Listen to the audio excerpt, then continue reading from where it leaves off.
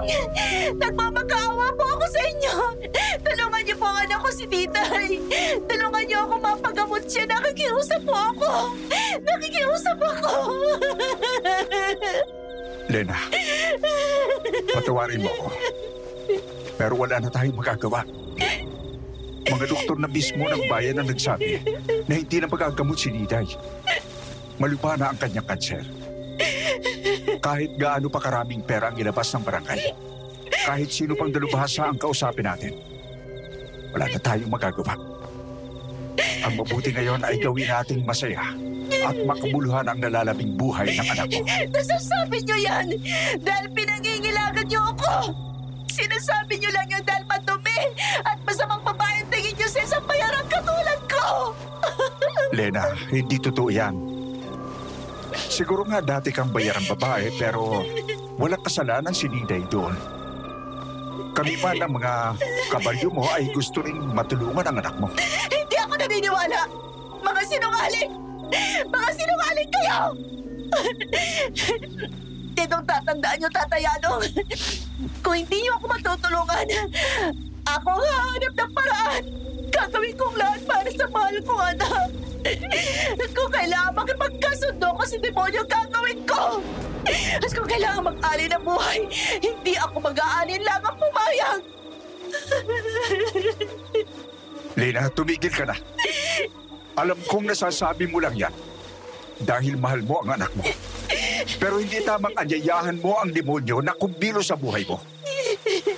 Pagsisisihan mo rin yung sinasabi mo. Hindi niyo ako naiintindihan, Tatay Anong. Mauunawaan niyo lang ako kapag mga anak niyo na rin ang nalagay sa alanganin. At hindi ko makakalimutan ang pagtalikod niyo sa amin. Isinusumpa ko. Gagawin ko pa sa limuot ang buhay ng baryong tao! Lena! Bumalik ka rito! Lena! Ano ba? Lena! Lena!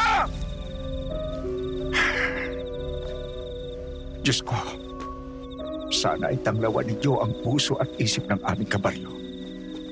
Nakakalungkot. Ganun na ba talaga kalalang kalagayan ng kababata ko? Oo, Mabel. Kakauwi nga lang ni Diday kanina galing sa ospital ng bayan. Talagang pinalabas na siya sa ospital dahil malala na talaga ang kanyang karamdaman. Sana talaga magkahimalang gumaling bigla si Diday. Mabait naman yung kaibigan ko eh. Yan din ang pinapanalangin ko. Di ko nga lang maiwasang mag-alala. Baka kasi anong maisip gawin ni Lena para sa kanyang anak. Tatay Anong, wala namang magagawa si Manang Lina. Nakaratay at may taning na si Diday. Kahit isang lapan niyang espiritu niya sa Diablo, wala na siyang mapapala. Alam mo, Remo, isa ka pa eh. Kahit nung buhay pa ang mga magulang ninyo nitong si Mabel, problema talaga yung pagkabarumbado mo. Huwag mong panggitin ang pangalan ni demonyo ng kanyan. Hindi mo alam kung anong inaanyayahan mong manggulo sa buhay mo. Sinasabi ko lang naman ang nasa isip ko, Tatay Anong eh. Di naman ako nananakit o ano. Ano nangyari kay Manang Lena? Galing yun dito, di ba? Ba't tumakbo papuntang gubat yun? Pumunta ng gubat si Lena? Eh, sinong naiwang nagbabantay kay Diday? Si nanay po nandun. Hang nababaliw na yata si Manang. Iwan daw bigla ang naghihingalong anak. Kala ko ba, inaalala si Diday? Labo!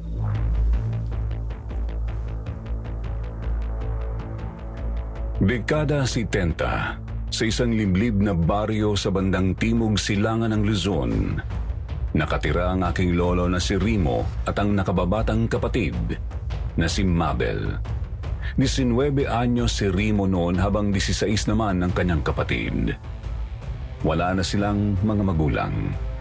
Payapa naman ang kanilang buhay sa baryo, subalit nabasag ang katahimikang yun ng isang desperadong ina. Isang nanay na nakahandang gawin ang lahat para lang manatiling buhay ang kanyang anak. Pagkadesperado na kumitil sa buhay ng iilang kabataan sa kanilang lugar. Ako nga po pala si Robert. Sana po ay pakinggan ninyo hanggang dulo itong tunay ngunit masalimuot na karanasan ng aking lolo. Huwag niyo rin sanang kalimutang mag-like at mag-subscribe bilang suporta sa Sitio Pangil. Sa ganitong paraan man lang ay masuklian natin ang pagsasabuhay nila ng mga tunay na kwentong ipinapadala ng mga letter sender tulad ko. Bango niyang luya. Anong niluluto mo? Tinola kuya, niluto ko na yung bigay na manok ni Tatay Yanong kanina. Maupo ka na dyan, mag-hain na ako. Ay, sa wakas, makakakain na rin. Gutom na ako. Kumusta na nga pala si Didi at Manang Lena? Umuwi kaninang hapon si Manang Lena. Mukhang wala sa sarili. Lumuwang pa yata lalo ang tornilyo sa utak. Ha? Bakit? Anong ginawa niya? Pag-uwi kasi niya, napakadungis. Kung titignan mo, akala mo nagtampisaw sa putik eh. Sabog-sabog ang buhok, tapos namumula ang mga mata. Parang magkakaiyak o ano. Tulo rin ang tulo yung laway. Kinausap ba ninyo ron? Sinubukan nila Tatay Yanong kaso hindi matino ang sagot eh. Ang nangyari pa nga, pinalayas niya lahat ng mga tao sa kanilang bahay. Pati yung mga tumulong sa pagbabantay kay Diday, pinalis niya. Ba't naman niya gagawin yun? Mukhang natuluyan na yata eh. Masiraan ang bait sa sobrang pag-aalala para sa anak. Nagsara nga rin ang buong bahay pagkaalis namin eh.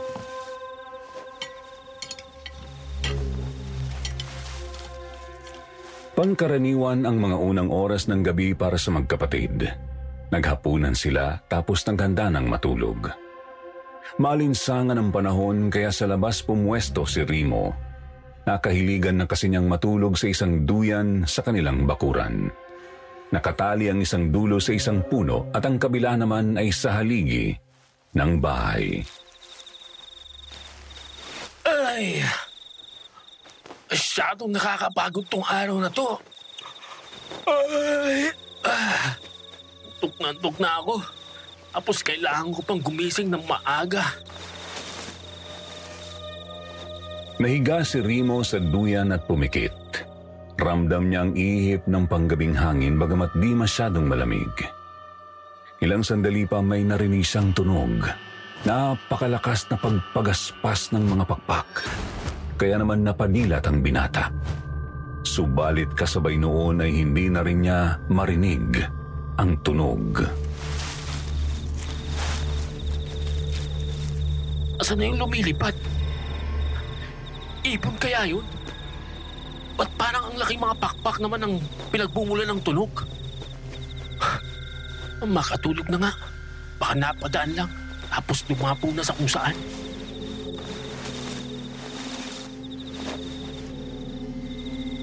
Pipikit na sana si Rimo nang may marinig siyang kaluskos mula sa kung saan. Napadilat siya ulit at napalingon sa pinagmumulan ng tunog. Kita niyang gumagalaw ang mga dahon sa isang puno. Anong meron sa punong yan? Hindi gawa ng hangin ang galaw ng mga dahon niya na. Parang may malaking hayop sa sanga. Teka, ano yan? Ibon ba yan o panike? Ba't napakalaki naman yata ng mga pakpak?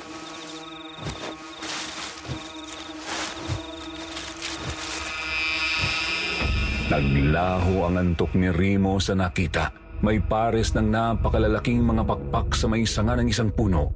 Di nga lang niya agad matukoy ang may-ari ng mga pakpak na yun dahil madilim ang kinatutungtungan nito. Kaya naman bumangon siya mula sa duyan, pumulot ng bato at dahan-dahang lumakad palapit sa puno. Anong klaseng ibon kaya yan? Bakit napakalaki? Susubukan kong mahuli yan. Baka pwede ko mapagkakitaan ng isang yan. Pera na rin yun. Anak lang!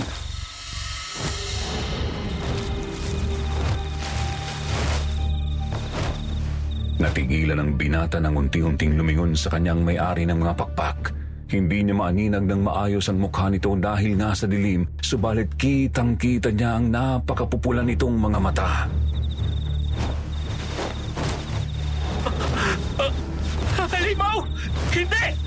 Halimaw! Halimaw! Kuya! Ano ba't nagsusumigaw ka dyan? Gabing-gabi na, oh! Isarado mong bintana! Bilisan mo! May halimaw! Anong halimaw bang Dali-daling sinarado ni Mabel ang bintana ng maaninag na rin niya ang pulang mga mata. Si Remo naman ay napakaripas ng takbo papasok sa kanilang kubo. Mabilis din nilang sinarado ang iba pang mga bintana at ang dalawang pinto ng bahay. Kuya, ano yun? Hindi ordinaryong hayop o ibon yun. Malay ko. Ngayon pa lang ako nakakita ng ganun eh. Napakalalaki ng mga pakpak tapos napakapula ng mga mata. Pagaspas. Ang lakas naman yan. Siguradong siya yan. Mukhang umaali-aligid yata yan dito sa atin. Bakit naman? Anong kailangan niyo sa atin? Malay ko! Oh, may dumapo sa bubong. Teka, kukuha lang ako ng itak. Nang marinig na may dumapo sa kanilang bubong ay agad kumuha ng itak si Remo. Walang paglagyan ng kanilang kilabot at pangamba noon dahil nipa lang ang kanilang bubong.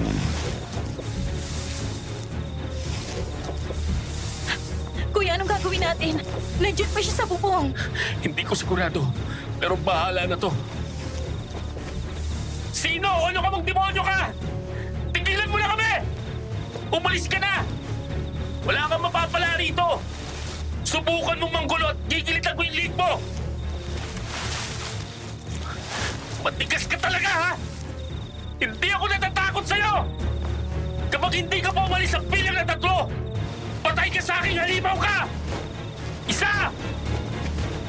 2! 3! Pumagaspas ulit. Mukhang umalis na, kuya. Huwag muna tayo makampante. Baka bumalik pa yun.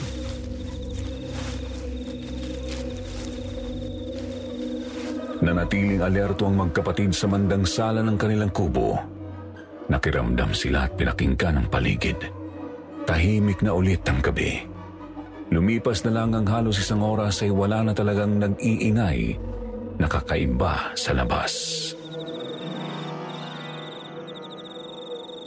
Mukhang di na siguro babalik yun. Matulog ka na, Mabel. Maglalabada ka pa bukas. Matulog ka na rin, kuya. Hindi pwede. Kailangan kong magbantay. Mahirap na at baka bigla na namang bumalik yung halimaw na yun. May tao. Teka, pagbubuksan ko. Sino po? Oh! Mabel! Nagulantang ang binata nang bigla na lang may humablot sa kanyang kapatid palabas ng pinto. May narinig na naman siyang pumagaspas palayo at agad siyang sumunod sa labas subalit wala na siyang nadatnan. Mabel! Mabel, nasaan ka? Sumagot ka! Kapatid ko, Mabel! Mabel! Sinubukang suyurin ni Remo ang kakahuyan malapit sa kanilang kubo pero di niya talaga nahanap si Mabel. Kaya naman minabuti na niyang humingi ng tulong.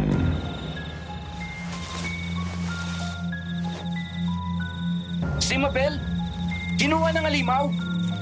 Nananaginip ka ba, pre? Di ako nagbibiro. Seryoso ako, Kokoy. Kinuha talaga ng isang halimaw ang kapatid ko. Ewan ko kung ano yun.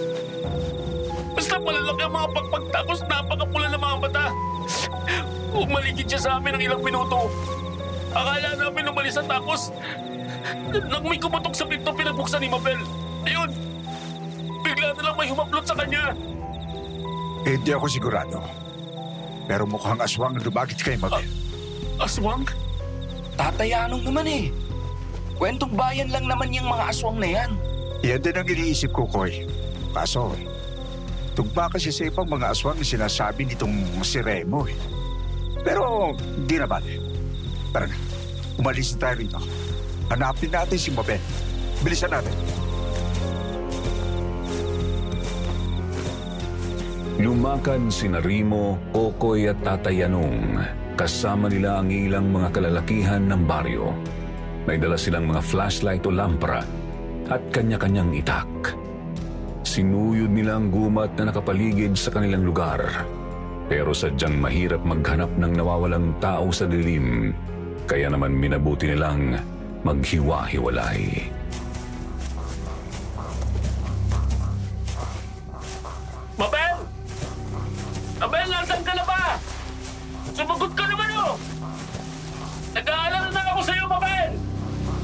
Hindi mo ba talaga natukoy kung saan pumunta yung halimaw, Remo? Hindi po talaga eh. Kung alam ko lang, hindi kanina ko pa dapat sinabi. Sige, subukan natin dun sa banda. Baka sakali. Remo! Tatay Anong! Si Mabel! Nahanap na namin! Mahigit 3 oras na sila sa gubat nang may nahanap ang grupo ni Kokoy. Agad-agad ay sinundan ni Remo at Tatay Anong ang binata papunta sa lugar kung saan nila nahanap si Mabel. Sigurado ka bang si Mabel ang nakita niyo, Kokoy? Sigurado ako, pre! Ang kaso, Kaso ano? basta, malalaman mo pagdating natin. Ihanda mo na lang ang sarili mo. Todo na ang pangamba ni Remo ng mga sandaling yun. Doon pa lang kasi ay alam na niyang may nangyaring hindi maganda sa kanyang kapatid. Hanggang sa marating na nila ang bahagi ng gubat kung saan natagpuan si Mabel. Naalaman ng binatang hindi lang pala masama ang nangyari kundi isang malagim na bangungot. Hindi! Mabel! Mabel, sabihin niyo hindi totoo to! Sabihin niyo bangungot lang to! Bakit nangyari to, Mabel? Hindi mo na tayo nitay! Tapos ngayon ikaw naman ang mawawala sa akin! At sa ganitong paraan! Hindi! Hindi, kapatid ko! Hindi ko matatanggap to! Hindi!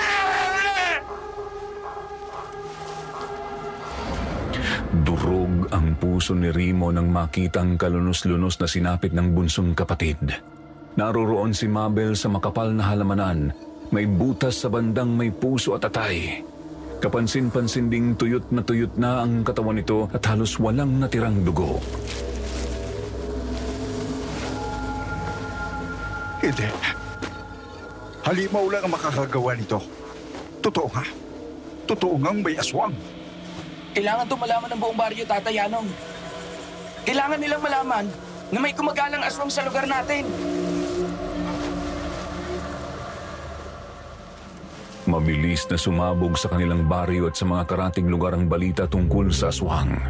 Nabalot ng takot at pagkabahala ang mga tao. Ang ibang kalalakihan ay hindi talaga natulog nung gabing yun. Sinubukan nilang hanapin ang pumatay kay Mabel. Subalit wala silang napala. Si Mabel naman ay agad na inayusan at inilibing ng sumunod na araw.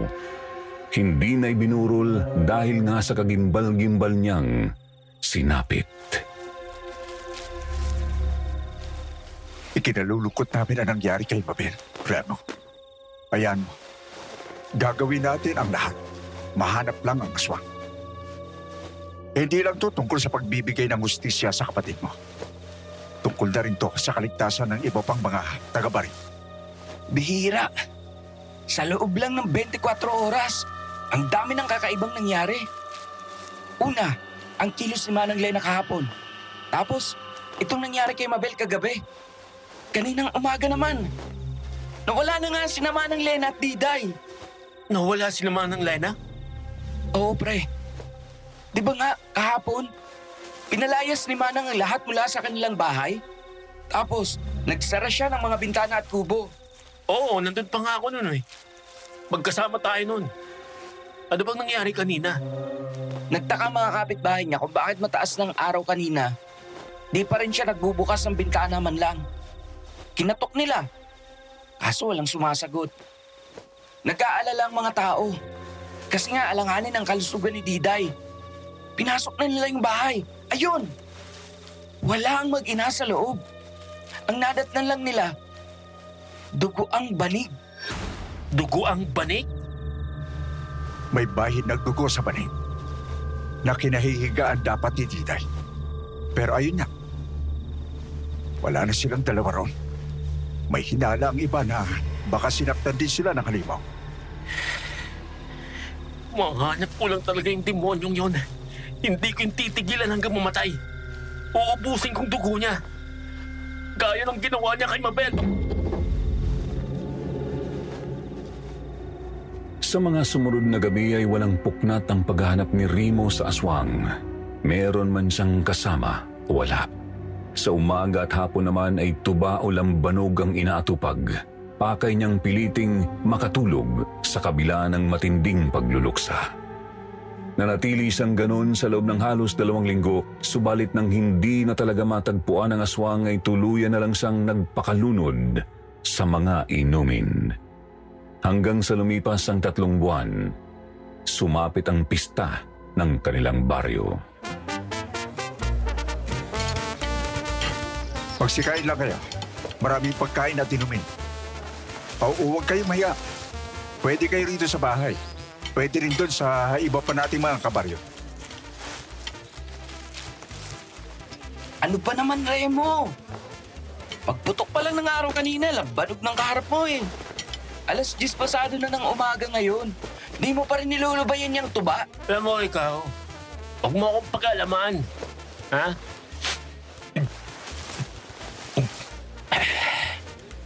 Buti nga. Painom-inom lang ako eh. Di naman ako maoy eh. Pero pag nakakita ko yung aswang na yun, talagang sisirain kong mukha nun. Babasakan ko ng bote yung ulo nun. At gigilitan kong leg. Remo, tama na yan. Kumain ka naman. Eto, may adobo. Meron ding lumpia at pansit. Sabi akong pakialaman eh. Kulit mo rin, no? Kokoy, hayaan mo na muna ang kaibigan mo. Pista naman eh. Kahit naman nung wala pang pista, ganyan na yan eh. Tatayanong. Teka sandali. Sindali na ba yung parating? Ha? Saan? Ayun oh. Yung naglalakad, mukhang papunta rito. Oo nga. Si Manang Lena nga. At kasama niya si Diday. Paano mukhang malusog na si Diday?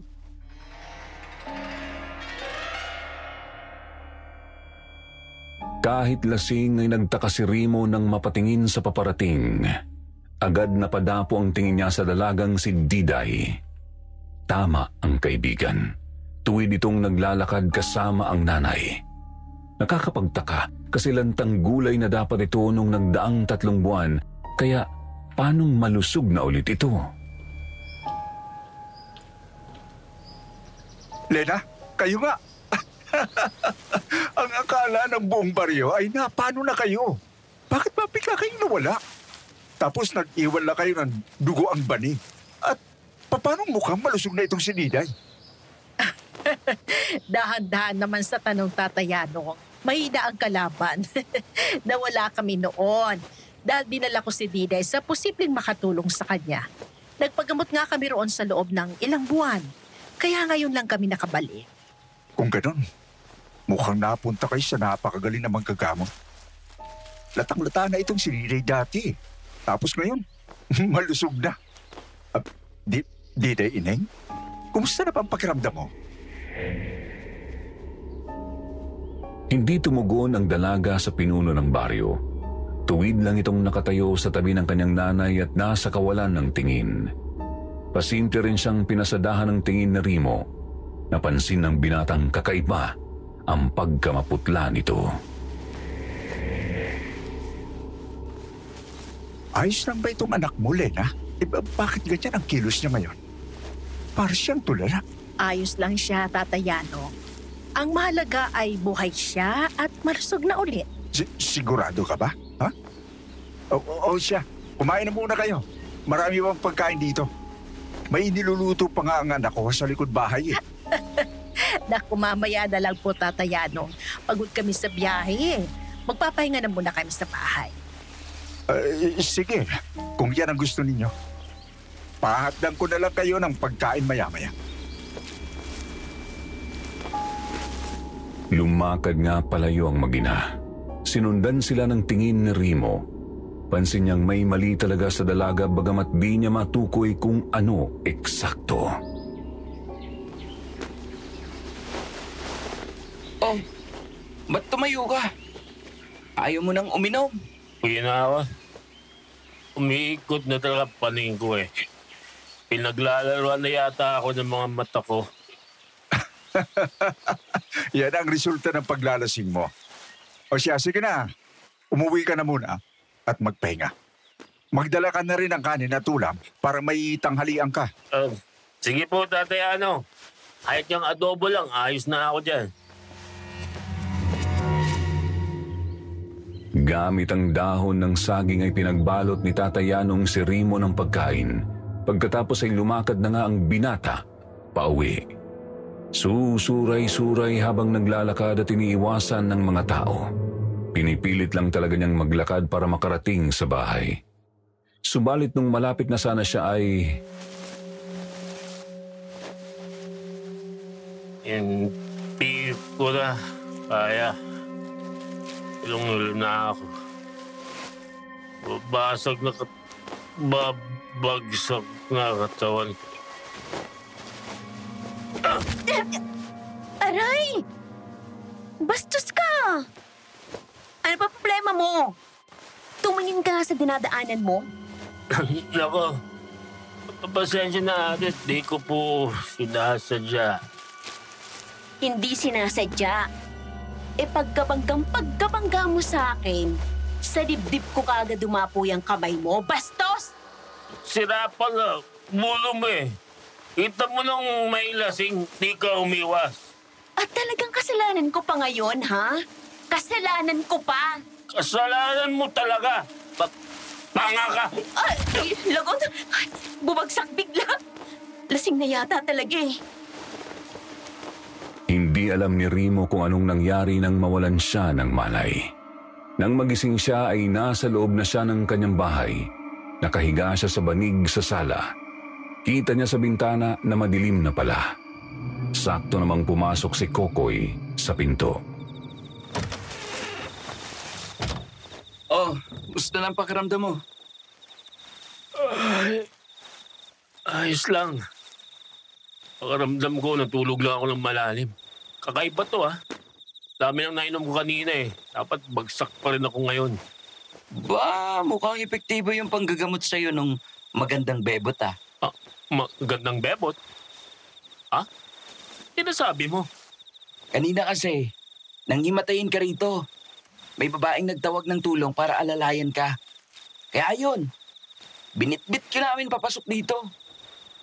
Siya rin ang nagpahid ng langis sa'yo para raw umayos ang pakiramdam mo pagkagising. Sinong babae kaya yun? Baka yung nakabanggaan ko kanina. Nakabanggaan mo pala yun? Siguro nga siya yun. Basta maganda, mahabang buhok, at balingkinita ng katawan. May dilaw na alampay sa balikat. May dala rin siyang bayong. Di ko maalala masyadong mukha eh. Umiikot na talaga paningin ko kanina eh. Pero napansin ko yung bayong at yung alampay. Mukhang siya na nga yun.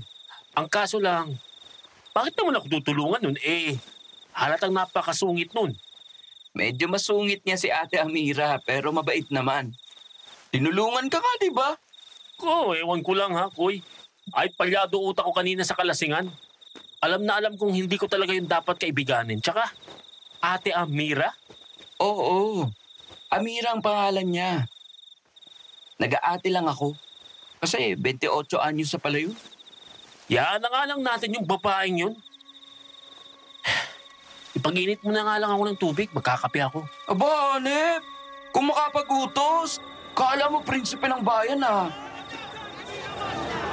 Problema ng mga tao, ba't sila nagkakagulo? Teka, titingnan ko. Lumabas nga ng kubo si Kokoy. Naiwan si Rimo na nagkukusot pa ng mga mata. Dinig na dinig ng binata ang pagkakagulo ng mga tao sa labas, bagamat di niya maintindihan ang sinasabi ng mga ito dahil medyo malayo. Ilang sandali pa humahangos nang bumalik ang kaibigan. Remo! Anong nalaman mo? Ba't humahangos ka ng ganyan para kang hinabol ang asong ulol? May kinuha na naman ang aswang. Yung apong babae ni Aling Nena. Anong sabi mo? Sa isang iglap ay kumulo sa kalooban ni Rimo ang magkahalong gulat at galit. Nanginig ang kanyang kalamnan. Napagtantong ito na ang pagkakataong maiganti ang bunsong kapatid. Maganda ka, Kokoy. Tutulong tayo sa pagtugis ng halimaw na yan. Kukuha lang ako ng itak. Kukuha lang din ako ng itak sa bahay namin. Magkita tayo sa bungad ng gubat. Dali-daling naghanda si Remo. Kinuha niya ang bagong hasa niyang itak, tsaka dali-dali nang lumabas. Pinuntahan niya ang nagkakagulong mga tao. Nakita niyang naroon ang dalagang may bitbit na bayong. Naroroon din si Tatay Yanong. Tatay Yanong! Totoo ba? May tinagit na naman ang aswang. Totoo, Remo. Habang nagkakasiyahan ng lahat, bigla na lang pinasok ng halimaw ang bahay ni Nena. Namumurong na yung demonyong yan ah. Kailangan na talaga natin yung matagpuan. Kailangan na natin yung mapatay. Igaganti kong kapatid ko. Kapatid mo? Nabiktima rin ng aswang ang kapatid mo? Oo nga pala, Amira. Ito si Remo. Siya yung sinasabi ko yung kuya ng naunang biktima. Maganda kung tutulong siya sa atin sa pagtugis sa aswang. Tutulong? Yung bastos na lasenggong yan tutulong. Baka makabigat rin yun sa atin, Tatay Yanong. Bigla na nga lang hinimatay sa harap ko kanina yan. Ba't talagang... Sinabi ko naman sa'yo, di ba? Hindi ako bastos. Hindi ko sadyang nangyari kanina. Ikaw itong haharang-harang sa daan, tsaka... Ano bang karapatan mo para diktahan ako, ha? Sino ka ba para pagsalitaan ako ng ganyan? Isa akong albularya. Bumisita lang ako dito kasi piyesta sa baryo nyo. Nagkataong bukan nandito ang hinahanap kong aswang. Tama na yung pagtatalo ninyo. Matatagalan lang tayo eh. Sige na, sumuong na tayo sa gubat. Palapit na rin sina Kokoy. Maghiwa-hiwalay ulit tayo. Nang makarating sina Kokoy at iba pang mga kalalakihan ay sinuong na nga ng mga taga-baryo ang gubat. Naghiwa-hiwalay sila. Nagkasama sina Remo at Kokoy. Hindi nila alam nung una kung saan pumunta ang dalagang masungit. Kalahain mong albularya pala si Ate Amira. Hindi halata sa itsura, no? Ganda-gandang bebot eh. Tapos albularya, mas bagay siya maging may bahay ko. Sira ulo. Ituon natin ang pansin sa paghahanap. Mamaya, masaliser tayo ng halimaw na yun eh. Kakainis lang. Di ako nakapagdala ng flashlight. Yan na. Maliwanag naman ang buwan. Kahit paano, nahaaninag naman natin ang paligid. Kailangan lang natin mag-ingat at maging alisto. Nagpatuloy sina Remo at Kokoy sa paggalugad sa isang bahagi ng gubat. Kapwa nakaumang ang kani-kanilang mga itak. Nakahandang managa anumang oras. Ang akala ni Remo noon ay wala na naman silang mapapala. Masyado nga naman kasing mailap ang kanilang tinutugis. Subalit makalipas ang ilang minuto ay meron silang narinig na hiyaw ng isang babae, bagamat agad din itong tumigil. Narinig mo yun, pre? Dinig na dinig ko. Doon banda galing. Tara, punta natin! Tinakbo ng dalawa ang masukal na gubat. Tinutumbok nila ang isang matalahib na bahagi. Hindi nga nagtagal ay may naaninag na sila sa talahiban. Saktong naliliwanagan ng pabilog na buwan. Isang nilalang na may napakalalaking mga pakpak na kagdapo sa talahiban. Yan na yung Kokoy! Hindi ako pwede magkamali. Yan na yung halimaw ng dumagit kay Mabel. Umanda ka sa aking halimaw ka. Ngayon kita sisingilin! Tuloy-tuloy na tumakbo si Remo papunta sa nakadapong aswang. Nakaumang ang kanyang bagong hasang itak, subalit nung malapit na sana siya ay napalingon ito sa kanya. Iwinasiwas ni Remo ang patalim pukol sa halimaw, pero nagawa nitong makailag at makalipad. Nako! Lumipad! Paano natin matatamaan yung demonyong yan? Koy! Ilag! Pasulong siya sa'yo! Umanda kang halimaw ka! Yeah! Agad kumilos si Remo nang makitang pasulong na ang aswang kay Kokoy. Lumundag siya para salubungin ng tagaang halimaw. Ang kaso mabilis na naman itong nakailag. Si Kokoy naman ay kumilos din. Di sa nagdalawang isip na ihagis ang hawak niyang itak sa aswang. Tinamaan ito sa bandang hita. Lumipad pa ito ng mas mataas. Nahulog naman ang itak ni Kokoy na muli niyang hinablot. Ayos, Koy! Tinamaan mo! Kaso mukhang baliwala lang sa kanyang nagawa ko. Sayang! Di ko natamaan sa pakpak! Sana di na nakakalipad yan ngayon. Hayaan mo na. Marami pa tayong pagkakataon. Sa ngayon, tignan mo muna yung apo ni Aling Nena. Ako nang hahanap sa aswang na yan. Oo nga pala. Sige, puntahan ko lang. Ano? Galit ka kasi tinamaan ka, ha? Sige! Gumanti ka! Sumugod ka! Bumaba ka rito! At nang magilitan ko na yung leg mo! Remo! Wala na! Patay na tong babae! Ano ka mo? Butos lang dyan ito, pre! Bantayin mo lang yan dyan! Iuwi natin yung bangkay sa baryo! Nakita ni Remo na papasugod na ulit ang aswang. Iniumang nito ang matatalim na mga kuko at bumulusok papunta sa kanya. Sige! Lapit! Lapit! Lumapit ka pa! Remo! Mag-iingat ka! Nang makalapit na sa kanya ang aswang, nagulat si Remo nang bigla na lang itong lumihis ng lipad. Agad na pagtanto ng binata na pakay ng aswang na lituhin siya.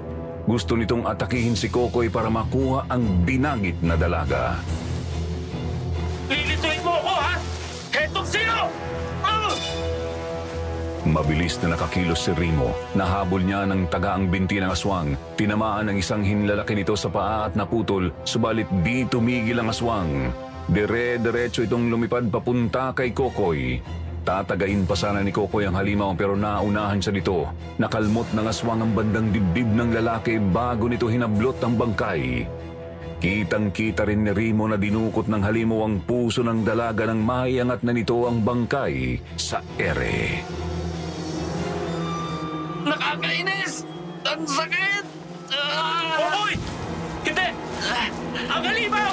Makakatakas ang aswang! Bitawan mo yung bangkay ng dalaga! Ate Amira! Nagulat si Remo nang biglang dumating si Amira. Tinirador nito ang aswang. Tinamaan ito sa may braso kaya nabitiwan niya ang bangkay. Muli pa siyang tinirador ng albularya kaya naman napilitan na itong tuluyang lumipad. Palayo. Kokoy! Ayos ka lang!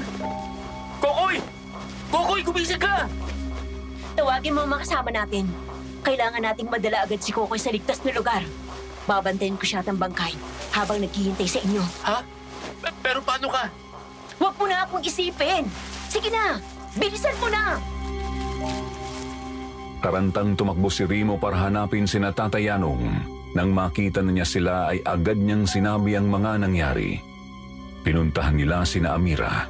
Dali-dali naman nilang binitbit ang bangkay at ang walang malay na si Kokoy. Si Kokoy ay idiniretso sa bahay nito. Ihiga niyo siya ng maayos. Gagamutin ko siya. Mahirap na. Baka may naiwang kamandag ng aswang sa kanyang katawan. Ginamot nga ng albularya ang walang malay na binata.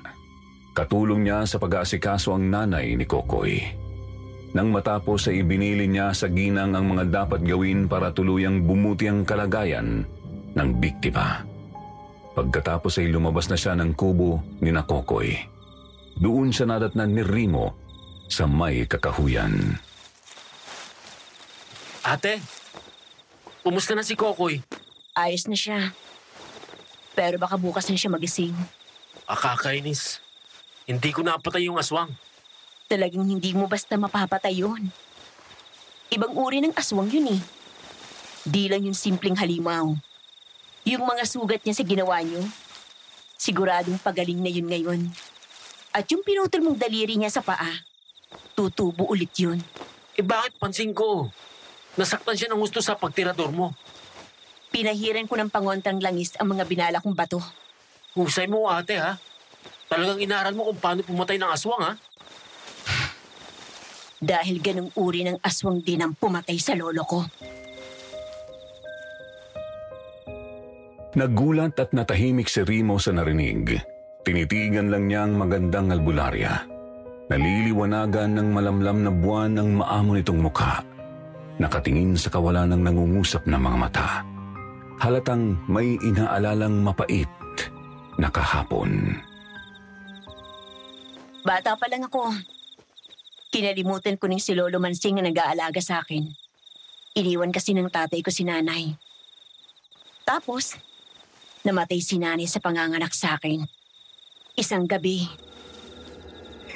Apo, ikaw ay matulog na. Lumalalim na ang gabi. Bukas na ang pagsasanay mong manahe. Sasakit ang mga mata mo niyan eh. Opo, Lolo. Magliligpit na po ako. Pasensya na po Natuwa lang kasi ako sa mga ginagawa ko eh. Ano yun? Mga pakpak. Bakit ubot naman yata ng lakas yan? Abay, pagkalaki-laking ibon naman siguro niyan. Ala! Sa bubong natin! Bakit naman siya nadapo dyan, Lo? Hindi magandang kutob ko. Sige na, Mira. Pumasok ka na sa kwarto. Hihigpitan ko lang ang tali sa bintana rito sa sala. Bilisan mo! Nagtaka ang batang si Amira sa biglang asal ng kanyang lolo Mansing. Napansin kasi niyang bigla na lang itong namutla at kinabahan. Naariyan pa nga at napaantanda pa habang lumalakad papuntang bintana. Magtatanong pa sana ang bata pero muli na siyang sininghalan ng lolo. Kaya pumasok na lang siya sa kanyang kwarto. Subalit bigla ay may narinig ang bata na tunog na wasak mula sa sala. Muli siyang lumabas at nakita niyang wasak na ang bintana. Sakto ring nakita niyang may kung anong humablot sa balikat ng kanyang lolo Mansing. Bitiwan mo ako! Halimaw! Bitiwan mo ako! Bitiwan mo! Lolo! Lolo Mansing! Lolo! Hindi malunok ng batang si Amira ang nakita. Madilim sa labas ng bintana. Pero kitang-kita niya ang isang karimari-marim na nilalang. Naliliwanagan yun ng kanyang lampara na nasa sala. Napakapula ng mga mata. Kulay putik ang balat at may napakalalapad na mga pakpak. Hinablot noon ng kanyang lolo Mansing palabas tsaka tinangay palayo. Lolo! Lolo Mansing! Ibalik mo ang lolo ko! Ibalik mo ang lolo ko! Hindi!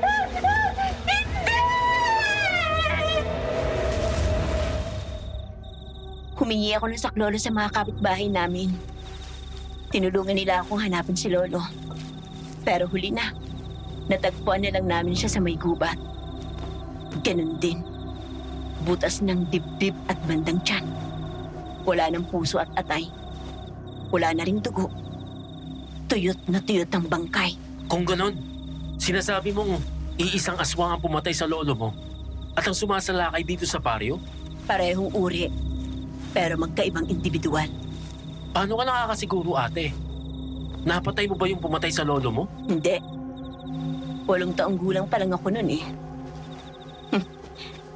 Masyado pa akong bata para kumalaban ng aswang. Natapos ko ang pag-aaral ko sa pag-aalbularya nung nasa 20 anyos na ako. Eh ba't mo nasabing ibang aswang ang nandito sa paryo ngayon? Malay mo naman, di ba? Yun din mismo ang pumatay sa lolo mo. Dahil ang pumatay sa lolo ko, mga lalaking matatandang 59 anyos ang pinapatay. Ang pumapatay dito sa baryo nyo, mga dalagang kasing edad ng kapatid mo ang punteriya. Tahimik na nakatitig si Rimo sa dalaga. Hindi niya maunawaan ang sinasabi nito kaya naman nagkusa ng magpatuloy si Amira. Ang uri ng aswang na ito ay kakaiba. Naging aswang sila dahil sa pakikipagkasundo sa isa pang mas makapangyarihan sa kanila. Pakay nilang buhayin o iligtas mula sa tiyak na kamatayan ang kanilang mahal sa buhay. Pasensya na, ate. Labo pa rin talaga eh. Gawin nating halimbawa ang pumatay kay Lolo Mansing. Nalaman kong kabaryo lang namin to. Isang matandang babae. Naghingalo ang kanyang asawang 59 anyos matapos madulas sa may ilog. Nung malapit nitong mamatay, nakipagkasundo ang babae sa isang aswang. Binigyan ng bagong buhay ng aswang ang lalaking naghihingalo. Pero bilang kapalit, magiging aswang ang nakipagkasundo. Kailangan niya mambiktima ng mga taong kapareho ng kasarian at edad sa kanyang asawa? Ganun na nga. Ang puso ay ibibigay sa aswang na nagkaloob ng kasunduan. Ang atay ay kakainin ng tumutupad. Ang dugo naman ay iinumin ng binubuhay. Yun nga lang, ang binubuhay na tao sa ganitong paraan ay wala ng kaluluwa. Kaya kung titingnan, nananatili silang tulala at maputla. Wala na sila sa kanilang sarili. Bangkay na kumikilos at naglalakad na lang sila. Tulala at maputla? Bangkay ba ikaw mo na naglalakad at kumikilos? Teka, hindi kaya... May naiisip kang tumutugma sa sinasabi ko? Meron. Si Manang Lena. Agad na bumalandra sa isip ni Rimo si Manang Lena at ang anak nitong si Diday. Si Diday ay naghingalo na dati bago himalang gumaling. Si Diday ay isang dalagang eksakto 16 anyos, kaedad ni Mabel. Kaedad din ng dalagang muntik ng madagit nung gabing yun. Sinabi itong lahat ni Rimo sa albularya. Mukhang yung sinasabi mo ang Lena ang aswang. Pero hindi ako pwedeng basta kumilos. Kailangan ko munang kumpirmahin. Kapag nakumpirma ko na, hindi ko rin siya pwedeng patayin agad-agad. Bakit naman? Yun naman ang tungkulin mo, di ba? Ang puksay ng mga ganyang halimaw? Oo nga. Pero kailangan ko rin tugisin ang makapangyarihang aswang na nakipagkasundo kay Manang Lena. Kailangan ko munang sundan ang ginang papunta sa lungga ng halimaw. Ate, nakikiusap ako. Isama mo ako. Turuan mo ako kung paanong labanan ng aswang. Sigurado ka ba dyan sa sinasabi mo? Oo. Gusto kong iganti ang kapatid ko. Sabi mo nga, di ba? Pinatay din ng aswang ang lolo mo. Ibig sabihin, alam mong nararamdaman ko. Naiintindihan kita. Pero wala nang oras para turuan pa kita, Remo. Ang gagawin natin, pahira natin ang langis yung itak mo. Kunin mo rin itong isa pang tirador na dala ko. Tig-isa tayo. Kumuha ka ng mga batong pwedeng gawing bala. Lagyan din natin ng langis. Sinunod ni Rimo ang sabi ng albularya. Binigay niya rito ang kanyang itak tapos nanguha siya ng mga batong pwedeng gawing pambala sa tirador. Binigay niya ang mga iyon sa babae. Nilagyan din yon ng langis ni Amira. Pagkatapos ay pinaghatian nila. Binulsan ni Rimo ang mga bato niyang pambala. Nakita rin ng binata na may maliit din palang kutsilyo ang babae sa bayong nito. May kutsilyo ka naman palang dala, ate. Bakit masyado kang nakatuon sa tirador? Anong klaseng tanong ba naman yan? Natural, lumilipad ang kalaban eh. Pasensya naman, nagtatanong lang. O siya, etong asin. Lagyan mo ang bumbunan mo at magkabilang palapusuhan para hindi tayo kaagad maamoy o maramdaman ng aswang kapag lumapit tayo sa kanya. Makakatulong sa pagmamatsyag. Pagkalagay mo niyan, alis na tayo. Nang handa na ang dalawa ay lumakad na nga sila. Bit-bit ng dalaga ang kanyang bayong habang nakasukbit naman sa bewang ng binata ang kanyang itak. Tuloy-tuloy silang lumakad papunta sa bahay ni Manang Lena. Ate, ba't nga pala di natin sinabihan si Tatayanong? Hanggang ngayon, ginagalugad pa rin nila ang gubat eh. Mag-iimbestiga pa lang naman tayo. Hindi pa tayo sigurado kung mapapalaban nga ba tayo ngayong gabi o tatakas muna. Kapag sinabihan natin sila, mahihirapan tayong magbatsyag. Mararamdaman tayo kagad ng aswang kapag marami tayo. Kung sa bagay, o siya, malapit na tayo ate. Yung nag-iisang bahay dyan banda. Magdahan-dahan tayo. Siguraduhin mong hindi ka makakagawa ng anumang ingay. Palapit pa lang sila sa bahay ni Manang Lena ay sobra ng kalabog ng dibdib ni Rimo. Oo, nakaharap na niya ang aswang. Oo, gusto niyang gumanti. Pero iba pa rin kasi sa pakiramdam yung ikaw mismo ang susugod sa bahay ng halimaw. Doon tayo sa may puno ng aratilis ate. May mga halaman sa baba niyan.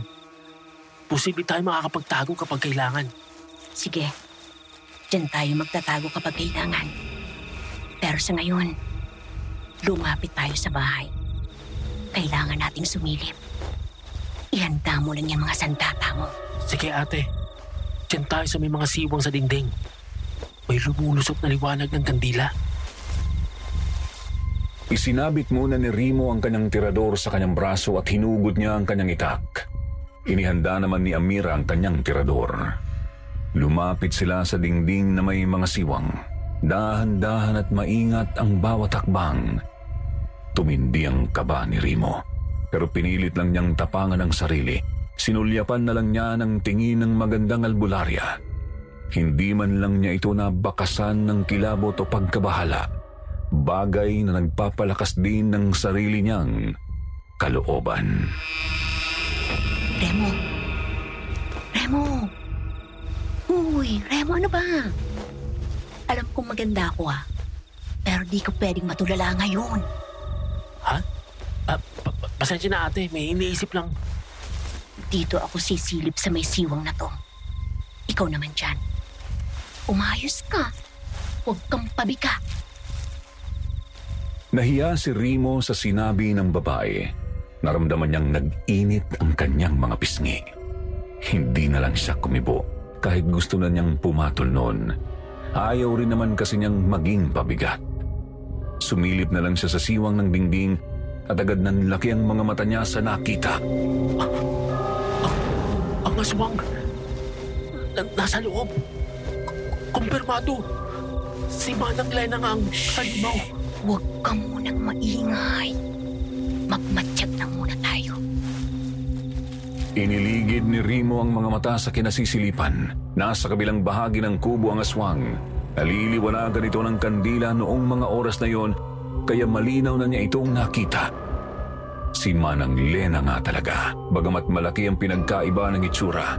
Hubot-hubad, kaya kitang-kita niya ang madilim na kulay putik nitong balat.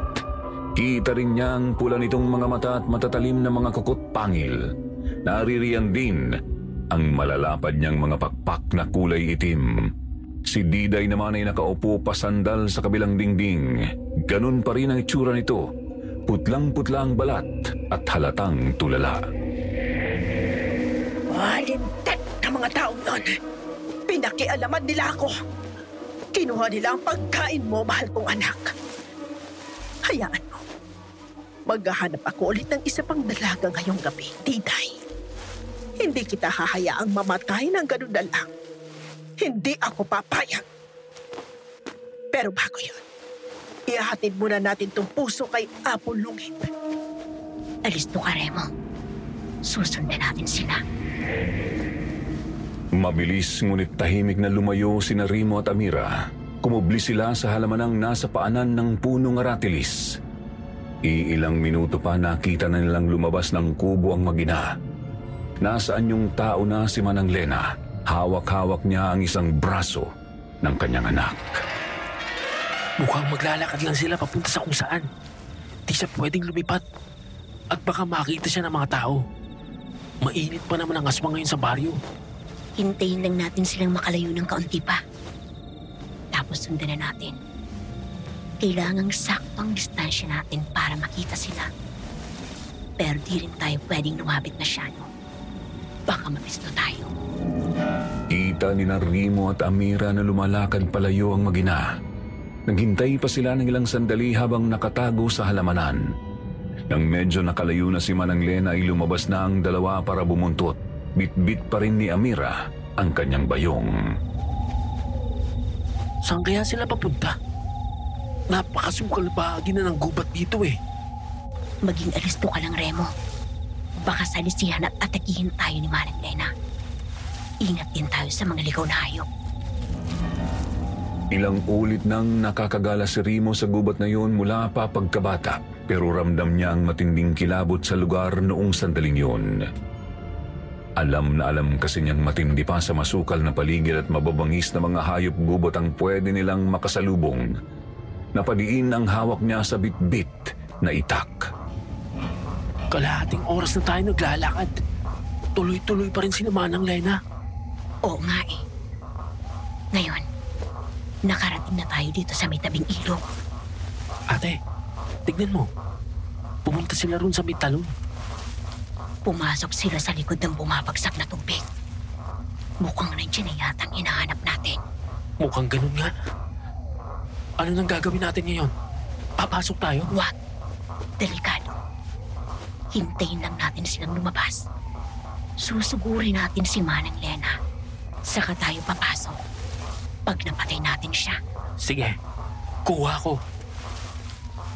Kumubli sila sa may halamanan sa tabi ng ilog. Mula roon ay tanaw nila ang talon. Inilapag ni Amira ang bayong sa paanan ng puno habang hawak niya ang tirador. Iniligid naman ni Remo ang paningin. Nakita niyang may malalaking mga bato sa tubig.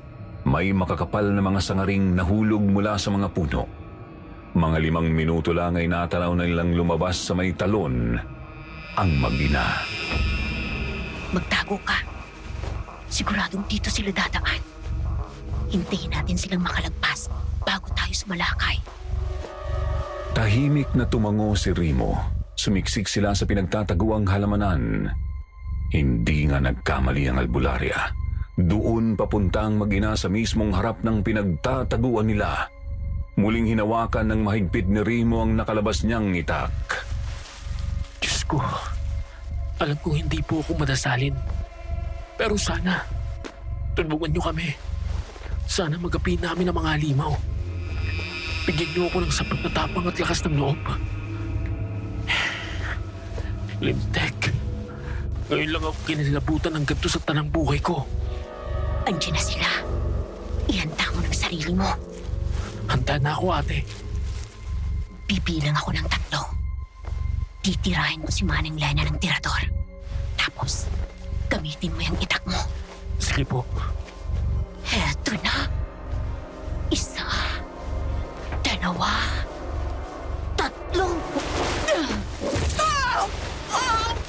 Buisit! Bahala na. Tinamaan ni Amira ng tinirador na bato si Manang Lena. Sapul ito sa kaliwang panga. Agad-agad ay tinulak ni Remo ang sarili na sumugod sa ginang. Inamba niya ang itak at winasiwas yun pukol sa nagulat na ginang.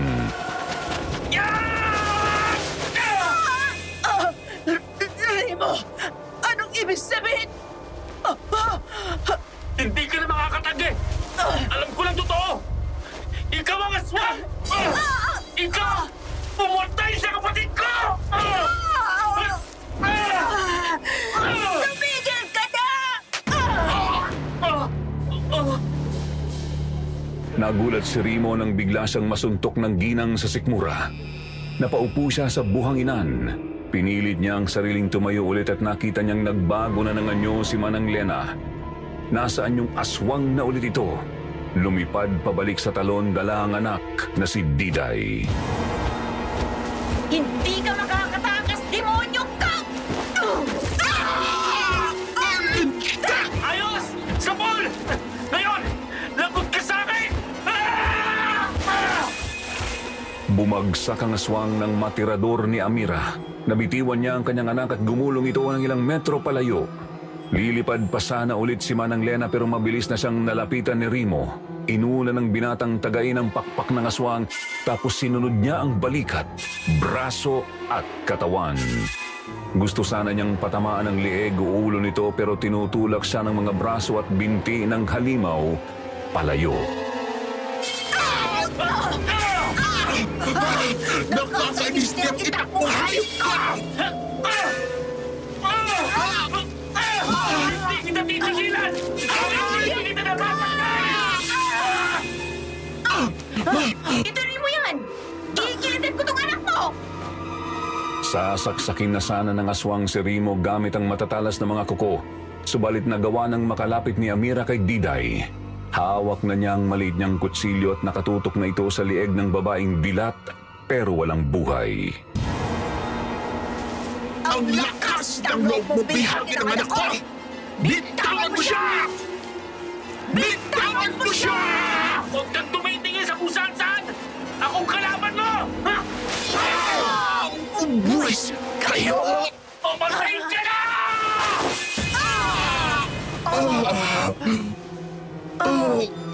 Nang malingat ang aswang ay pinagsasaksak siya ng binata. Doon na nakatsyempo si Remo na madali ang lieg nito. Pagkatapos ay natumba ang halimaw tsaka bumagsak sa mabatong tabing ilog. Mamamatay ka na! Huwag ka nang pumayag!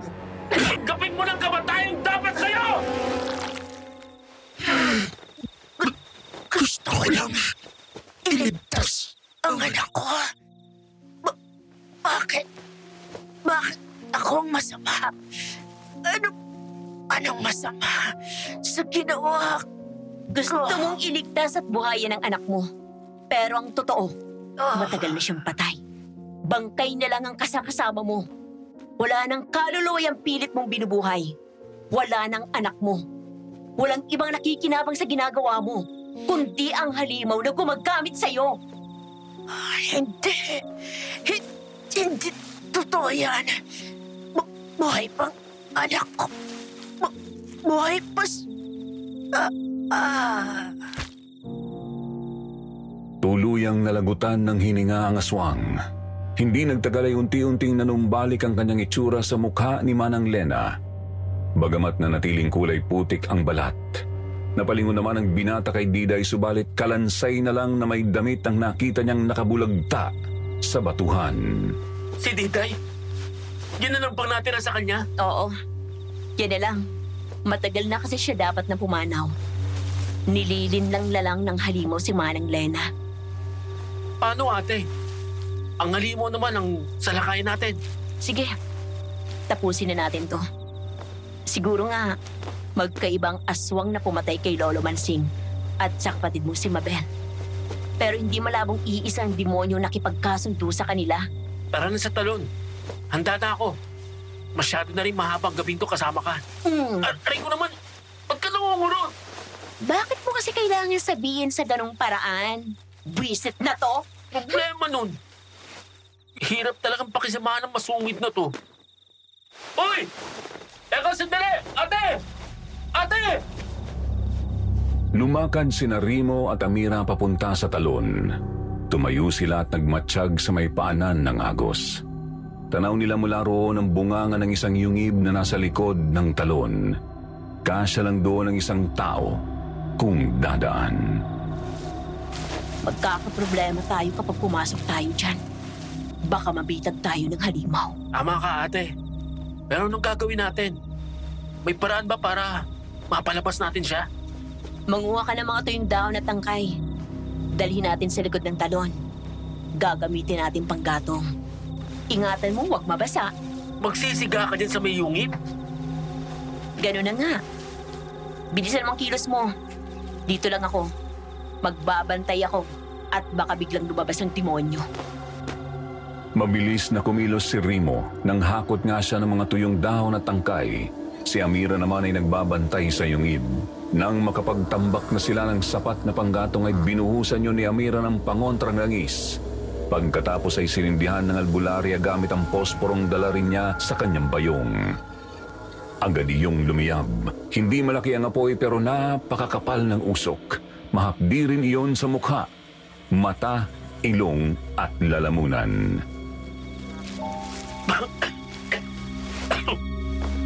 Sakit sa ilong ng usok. Hindi ka naman nagsabing ganito pala to eh. Tara na. Umalis na tayo dito. Magtago tayo dun sa malapit sa kakahuyan. Dun tayo mag-abang. Bilisan natin. Dali-daling lumayo sa talon sina Rimo at Amira. Pumunta sila sa malapit na kakahuyan. May nakita silang puno na may malalaking mga bato sa paanan. Doon sila kumubli. Epektibo kaya talagang plano mo, ate? Basta magtiwala ka lang. Maghintay lang tayo dito. Inakala ng binata na mabibigo sila. Ilang minuto na kasi silang naghihintay. Wala pa rin lumalabas sa talon. Naisip niyang baka may ibang malulusutan ng halimaw. Subalit nang humina na ang usok ay may naaninag na silang mga paggalaw sa likod ng talon. Ayan na siya. Ihanda mong tirador mo, Remo. Magkakasunod na tirang gagawin natin. Kuha ko. Sige, ate. Ayan na. Kung nakakatakot ang anyong aswang ni Manang Lena, mas kahila-hilakbot ang lumabas na halimaw sa talon. Isang huklubang nakabako ang likod, puti ang magulo at mahaba na buhok, kulay putik ang kaliskising balat at napakahahaba ng matatalim na mga kukut pangil.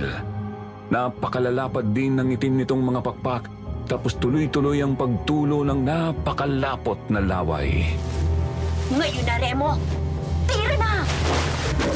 Agad ay tinerador nila ng paulit-ulit ang halimaw. Tuwing tinatamaan ito ay umuusok ang kanyang balat o pakpak. Humiyaw ito ng napakalakas at pinanlisikan ng tingin ng dalawa. Ngunit hindi sila nagpasindak. Tuloy-tuloy lang sila sa pagtirador hanggang sa nagulat na lamang sila nang biglang lumipad ang aswang papunta sa kanilang direksyon. Papalapit siya dito. Lumapit siya kung gusto niyang matikman ang itak ko. Lumapit siya! Lumapit ka rito! At nang makita mong hinahanap mo, salo! Muling binunot ni Remo ang kanyang patalim. Tuloy-tuloy na lumipad palapit sa kanila ang halimaw. Tinirador ulit ito ni Amira. Tinamaan ito sa kaliwang mata kaya lalo itong nagngalit. Hetong siya! Matapang kayong mga tao! Ang lakas ng loob ninyong pakialaman ako! Iniumang ni Remo ang kanyang itak. Ang aswang naman ay nakahanda ng mangalmot habang lumalapit sa binata. Unang nagkasalubong ang patalim at ang mga kuko. Sinubukan pa ni Remo na makatama subalit hindi lumalapag ang halimaw. Sa halip ay ang binata ang nasa alanganin. Mas madali kasi para sa aswang na patamaan si Remo. Mabuti na lang at naisip niyang yumukod tuwing nagtatangkang mangalmot ang aswang. Kakainis kang kutong lupa ka! Hindi mo ako basta mapapatay! Ikaganti kong kapatid ko! Yeah! Inambahan ng taga ni Remo ang halimaw. Iilag sana ito subalit tsumempo ng tirador si Amira kaya naman nawalan ito ng balanse tsaka tinamaan ng itak sa isang hita. Nakakainis kang babae ka! Yan ang bagay sa'yo! Kulang pa yan! Kulang pa yan para sa mga buhay na kinuha mo! Mga walang hiya kayo! Hindi! Susugod sana ulit si Remo nang sipain siya ng aswang. Tinamaan siya sa sentido, napasubsob siya sa mismong tubig ng ilog. Nabagok pa ang kanyang ulo sa isang makapal na sangang naroroon. Muntik na siyang tangayin. Mabuti na lang at nagawa niyang makabalik sa lupa. Subalit laking hilakbot niya nang makitang nakalapit na ang aswang kay Amira. Amira! Hindi! Sinubukan ng dalaga na lumaban gamit ang maliit na kutsilyo pero sadyang hindi siya makatama. Kaya naman mabilis na tumakbo si Remo papunta sa kanila. Halos lunurin na siya ng kaba at hilakbot nang makitang sugatan na sa tagiliran ng dalaga. Hinablot din ng halimaw ang braso nito. Kita niyang bumuelo na ang aswang para saksakin sa dibdib ang babae. Hindi! Amira! Ngayon, mamamatay ka na! Bitawan mo siya! Wag! Hindi aabot si Remo. Ginawa na lang niya ang kung anumang naisip nito nung sandaling yun. Hinagis niyang bitbit na itak sa halimaw at saktong tinamaan ito sa likod. Nabitiwan nito si Amira. Amira! Ayos ka lang! Amira! Amira! Kaya ko pang kumilos. Huwag kang mag-alala. Malayo sa bituka to. Tumakas na tayo! Masyadong malakas ang demonyong yan! Masyado siyang makunat! Tumakas ka na. Makakabigat lang ako sa'yo. Tapos, humarap ka ng pagkakataon. Tugisin mo ulit yan. Nasisiraan ka na ba? Hindi pwede yan! Sabay tayong pumunta rito! Sabay tayong aalis! Kung magpapaiwan ka, hindi rin ako aalis! Sabay tayong mamamatay dito! Isa kang malaking hangal. Dami mong satsat! Halika na! Hindi kayo makakatakas! Lagot! Andiyan na siya! Mabilis na pinuntahan ni Remo ang bayong na albularya. Kumuha siya roon ng dalang bote ng pangontrang langis tapos binalikan niya ang babae. Halika na! Kumapit ka sa akin! Sakit ng sugat mo. Mauubusan na yata ako ng dugo. Inakay ni Remo si Amira at dahan-dahan silang lumakad papunta sa ilog. Wala na kasing ibang maisip na paraan si Remo kundi doon lang. Muling humiyaw ang halimaw at sumugod na naman papunta sa kanila. Hindi ko kayo hayaang makatakas! Mabutit lumapit ka! Etong siya! Hinagis ni Remo ang isa sa mga bote sa pool sa pakpakang aswang. Umusok ang pakpak nito at saka bumagsak ito sa lupa. Humiyaw ito ng malakas. Nagpatuloy si Remo sa pag-akay kay Amira papuntang ilog. Nakapako ang tingin sa makapal na sanga. Muling lumusog papunta sa kanila ang halimaw. Patakbo na lamang ang kilos nito dahil pinsalado na ang pakpak. Hinagis ni Remo ang ikalawang bote at tumama ito sa mukha ng halimaw. Unang kakainis kang tao ka! Amira! Lumusok ka sa tubig! At kumapit ka dyan sa sanga! Pero, Bilis na! Bakal mo! Kumapit silang dalawa sa makapal na sanga. Si Remo ang kumilos para itulak ang kahoy patangay sa ilog.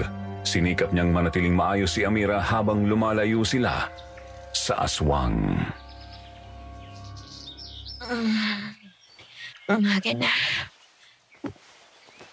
Nasaan ako? Aray. Ang sakit. Butit nagising ka na rin. Grabe. Tulog mantika ang prinsesa natin Kung makapagsalita to. Ikaw kayo masugatan ng ganun. Ayos na po kamahalan. Nilagyan ko lang ng daon ng bayabas yung sugat mo. Huwag ka lang masyadong magalaw muna para di bumuka ulit. Nasaan na tayo? Medyo napalayo tayo Sinigurado ko kasing di tayo masusundan ng damuhong yun. Kaasar lang. Di natin siya napatay. Siguradong wala na yun sa lunggaan niya sa may talon. Hanapin ko na lang siya ulit. Pero kailangan ko munang magsanay lalo.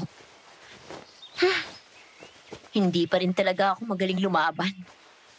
Yun ang totoong dahilan kung bakit sa tirador ako umaasa. Sana lang, magtagumpay ako. Anong ikaw? Tayo ka mo. Sasama ako sa'yo. Sisiraan ka na ba? Nakita mo naman, di ba? Buhay at kamatayan ang panganib ng misyon na to. Tapos Sasama ako sa'yo, yun na yun. Turuan mo na lang ako ng mga kaalaman mo tungkol sa paglaban sa mga aswang. Kung hindi ka papayag, kusa akong bubuntot sa'yo. At hindi mo ako mapipigilan. Ay, gintik na batang to. Ewan ko sa'yo. Hindi na ako ganun kabata, no? 19 na kaya ako. Nasa hustong gulang na ako para sa mga ganitong misyon.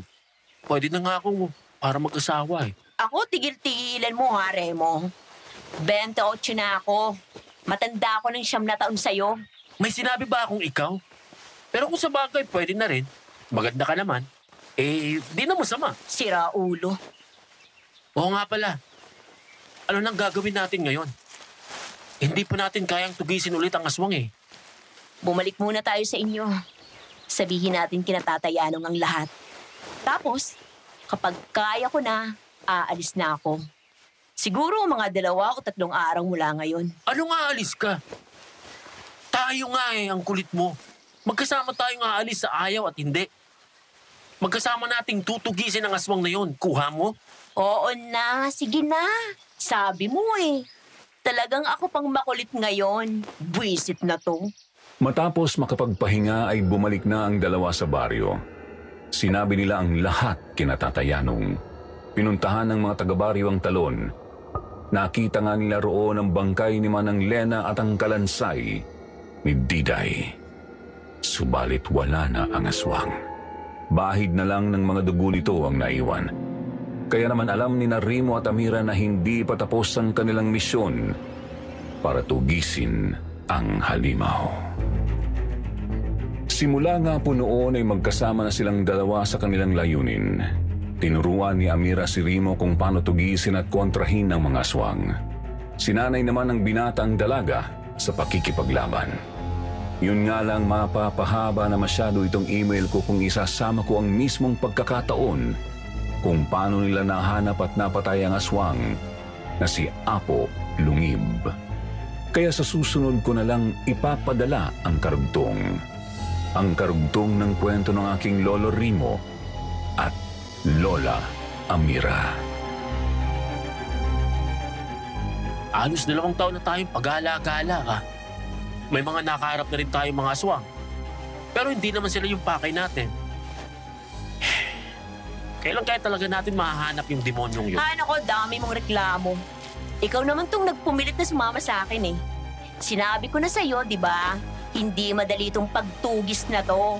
Tapos ngayon, puro ka reklamo. Nagsasabi lang naman ako eh. Binubungangaan mo na naman ako. Masama pa magpahayag ng konting iniisip man lang. Remo, tingnan mo to no? Ha? Saan? Yung binata na kasama ng isang manong. Yung mukhang kaedad mo. Eka, mukhang naglalakad na walang buhay. Mukhang malapit na nating makita ang hinahanap natin.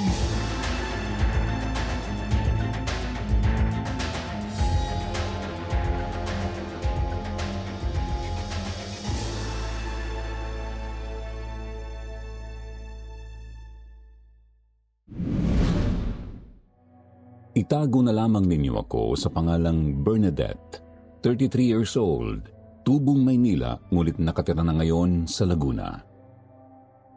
Isa kong hairdresser at namumuhay akong kasama ng aking tatay. Tubong Samar naman si tatay. Hindi ko na espesipikong sasabihin kung saan, ngunit madalas niyang ikwento noon ang buhay niya at ng kanyang nag-iisang kapatid sa kabundukan. Mag-isa akong pinalaki ni tatay. Iniwan kasi kami ni nanay noong maliit pa lamang ako. Mahilig magkwento si tatay. Siguro yun na lang ang paraan niya para libangin ang sarili sa dami ng mga problema. Madalas na laman ng kwento niya ang pagiging albularyo ng lahi namin sa Samar. Magaling na albularyo daw ang kanyang lolo at lolo sa tuhod. Ngunit naputol din yun nang itigil ng ama niya ang panggagamot at nag-focus ito sa pagtatrabaho. Kung minsan laman din ng mga kwento niya ang mga aswang at ang pakikipaglaban ng mga lolo niya sa mga ito. Taong 2014, isang gabi pagdating ko ng bahay galing sa trabaho ay narinig kong may kausap si tatay sa cellphone. Hindi ko maintindihan kung ano ang pinag-uusapan nila. Natagpuan ko na lamang si tatay na nakatungo sa lamesa at umiiyak. Oh, Tay. Anong problema?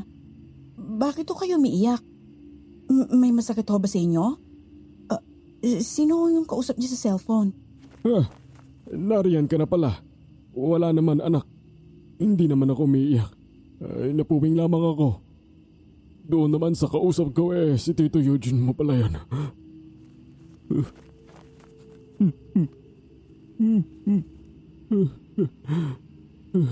Patay na raw ang Tito Enrique mo.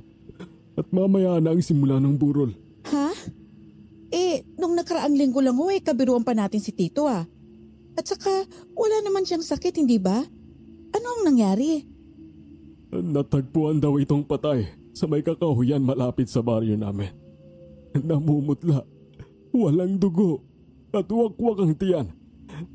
Nagkalat raw ang lamang loob ng tito mo doon sa paligid ng bangkay. Ano ho? Sino naman ang gagawa nun sa kanya? Walang kaaway si Tito at kilalang matulungin sa kanila, hindi po ba? At saka, ano raw ang sabi ng mga pulis? Ayun na nga. Walang kaaway ang tito mo, kaya walang maiturong suspect. Wala raw lead ang mga pulis. Sa tingin ko isang aswang ang gumawa nun sa kanya, anak. Yun din ang sabi ng Tito Eugene mo. Aswang? Tay naman. Tao ang gumawa nun. Baka adik o kaya may sira sa pag-iisip. Killer, ganun. Pero aswang? Tay, ang mga aswang nasa Maynila na. Nagtatrabaho. Ay, walang nakakatawa, Berna. Pupunta ako ng Samar. Kailangan kong maihatid sa huling hantungan si Enrique. Alam ko tunog makasarili ako ngayon dahil sa dami ng problema at bayarin. Pero kailangan kong umuwi, anak. Gagamitin ko yung naipon ko. Pasensya na, Tay. Gusto lang naman kitang patawanin. Ang totoo, nalulungkot rin ako sa pagkawala ni Tito. Condolence, Tay. Sige, uuwi tayo ng Samar. Magpapaalam ako sa boss ko bukas, tapos bukas rin aalis tayo. Talaga? Sasamahan mo ko? Pwede ba namang hindi? Tatay kita. Sige na ho. Magpapahinga lang ako, tapos maghahanda na ng hapunan. Pag-usapan natin yung pag-uwi doon habang kumakain.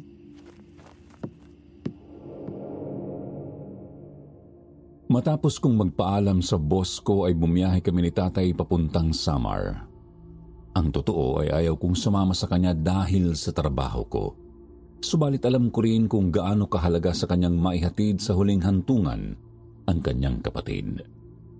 Mahal na mahal niya ito. Ito lamang kasi ang talagang nakasama niya sa paglaki. Hindi rin mawala sa isipan ko ang hinala nila sa pumatay kay Tito Enrique. Aswang? Kalokohan yun. Walang mga aswang. Hindi sila totoo. Yan ang naglalaro sa isipan ko habang nasa biyahe kami.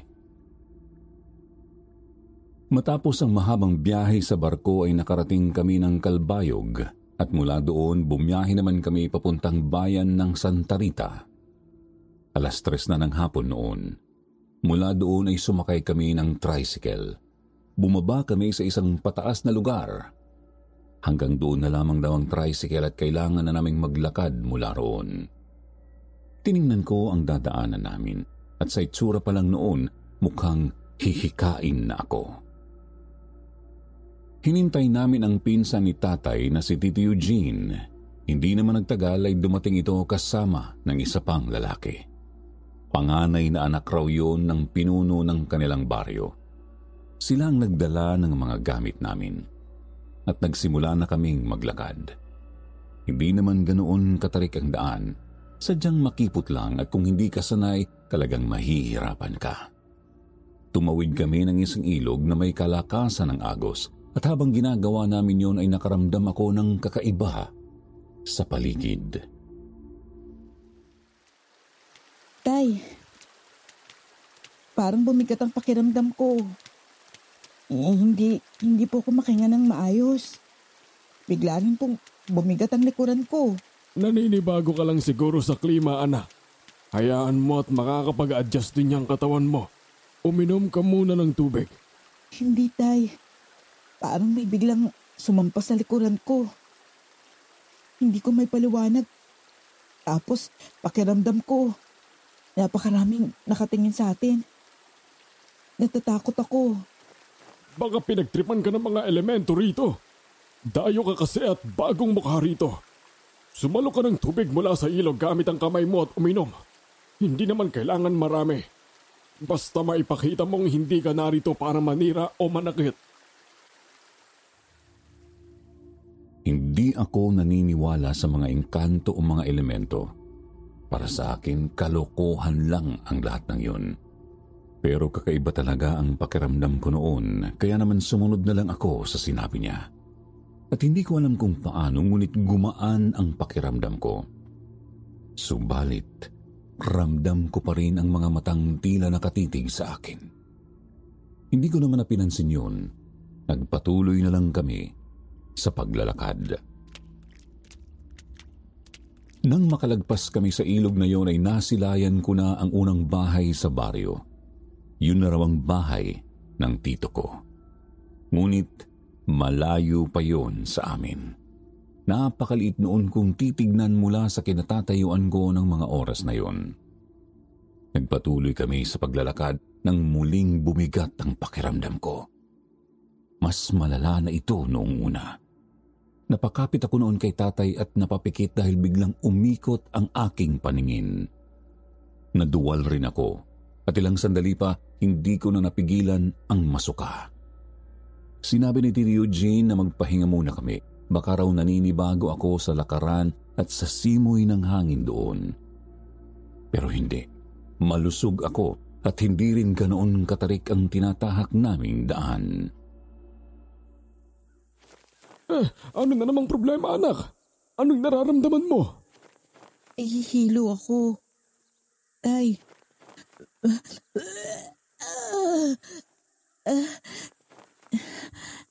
Nalalata na rin ang buo kong katawan. Parang hindi ko na kayang tumuloy. Malayo pa ba? Malapit na tayo. Nararamdaman mo pa rin ba yung mga mata na sinasabi mo kanina na nakatingin sa'yo? Opo. Balisang lumingon-lingon si tatay pagkatapos noon. Aligaga siyang tumingin sa bawat sulok ng kakahuyang dinadaanan namin. Hindi ko alam kung ano ang hinahanap niya, subalit wala siyang nakita. Dumukot siya sa kanyang bulsa at may kinuha siya doon na parang isang maliit na supot na gawa sa tela. Kulay pula yun at parang yung mga nabibili sa mga simbahan noon ay kinakabit sa damit ng mga sanggol. Pangontra yun, sabi ni tatay. Pangontra sa mga aswang. Alam daw niyang hindi ako naniniwala pero wala naman daw mawawala kung ibubulsa ko yun. Hindi na ako kumontra pa. Nagdidilim na ang paningin ko noon, kaya kinuha ko iyon at inilagay sa bulsa ng pantalon ko. At sa maniwala kayo sa hindi, biglang nawala ang hilo ko at bumalik ang lakas ko. Pero hindi pa rin ako kumbinsido sa mga aswang at maligno. Naisip kong pagod lang siguro ang naramdaman ko. Isa pa, lalo na rin namang bumuti ang pakiramdam ko matapos naming tumigil sandali. Muli kaming naglakad. May inakyat kaming mababang bangin at tinahak namin ang daan doon. Mula doon ay natanaw ko ang isang maisan. Malawak yun at halos katapat lang ng baryo. Sa gitna ng maisang yon ay may isang kubo at sa labas ng kubong yon ay nakaupo sa isang upuan ang isang lalaki. Sa tingin ko mga nasa 30 anyos na ito. Sunog ang balat sa araw at gulo-gulo ang buhok. Nakasampay ang isa nitong kamay sa bintana ng kubo. Ang isa naman ay nakalaylay lang habang hawak ang isang long neck na bote. Nagtagpo ang mga mata namin. Kinilabutan ako, kaya naman umiwas ako doon at nagtago ako sa gilid ng tatay ko. Ilang sandali pa ay nakarating na kami sa bungad ng baryo. Mas tanaw doon ang kubo sa gitna ng maisan. Muli akong napatingin at muling nagtaasan ang balahibo sa aking katawan nang makitang nakatitig pa rin sa akin ang lasing na lalaki. Umiling-iling ito bago tumungga sa hawak na bote.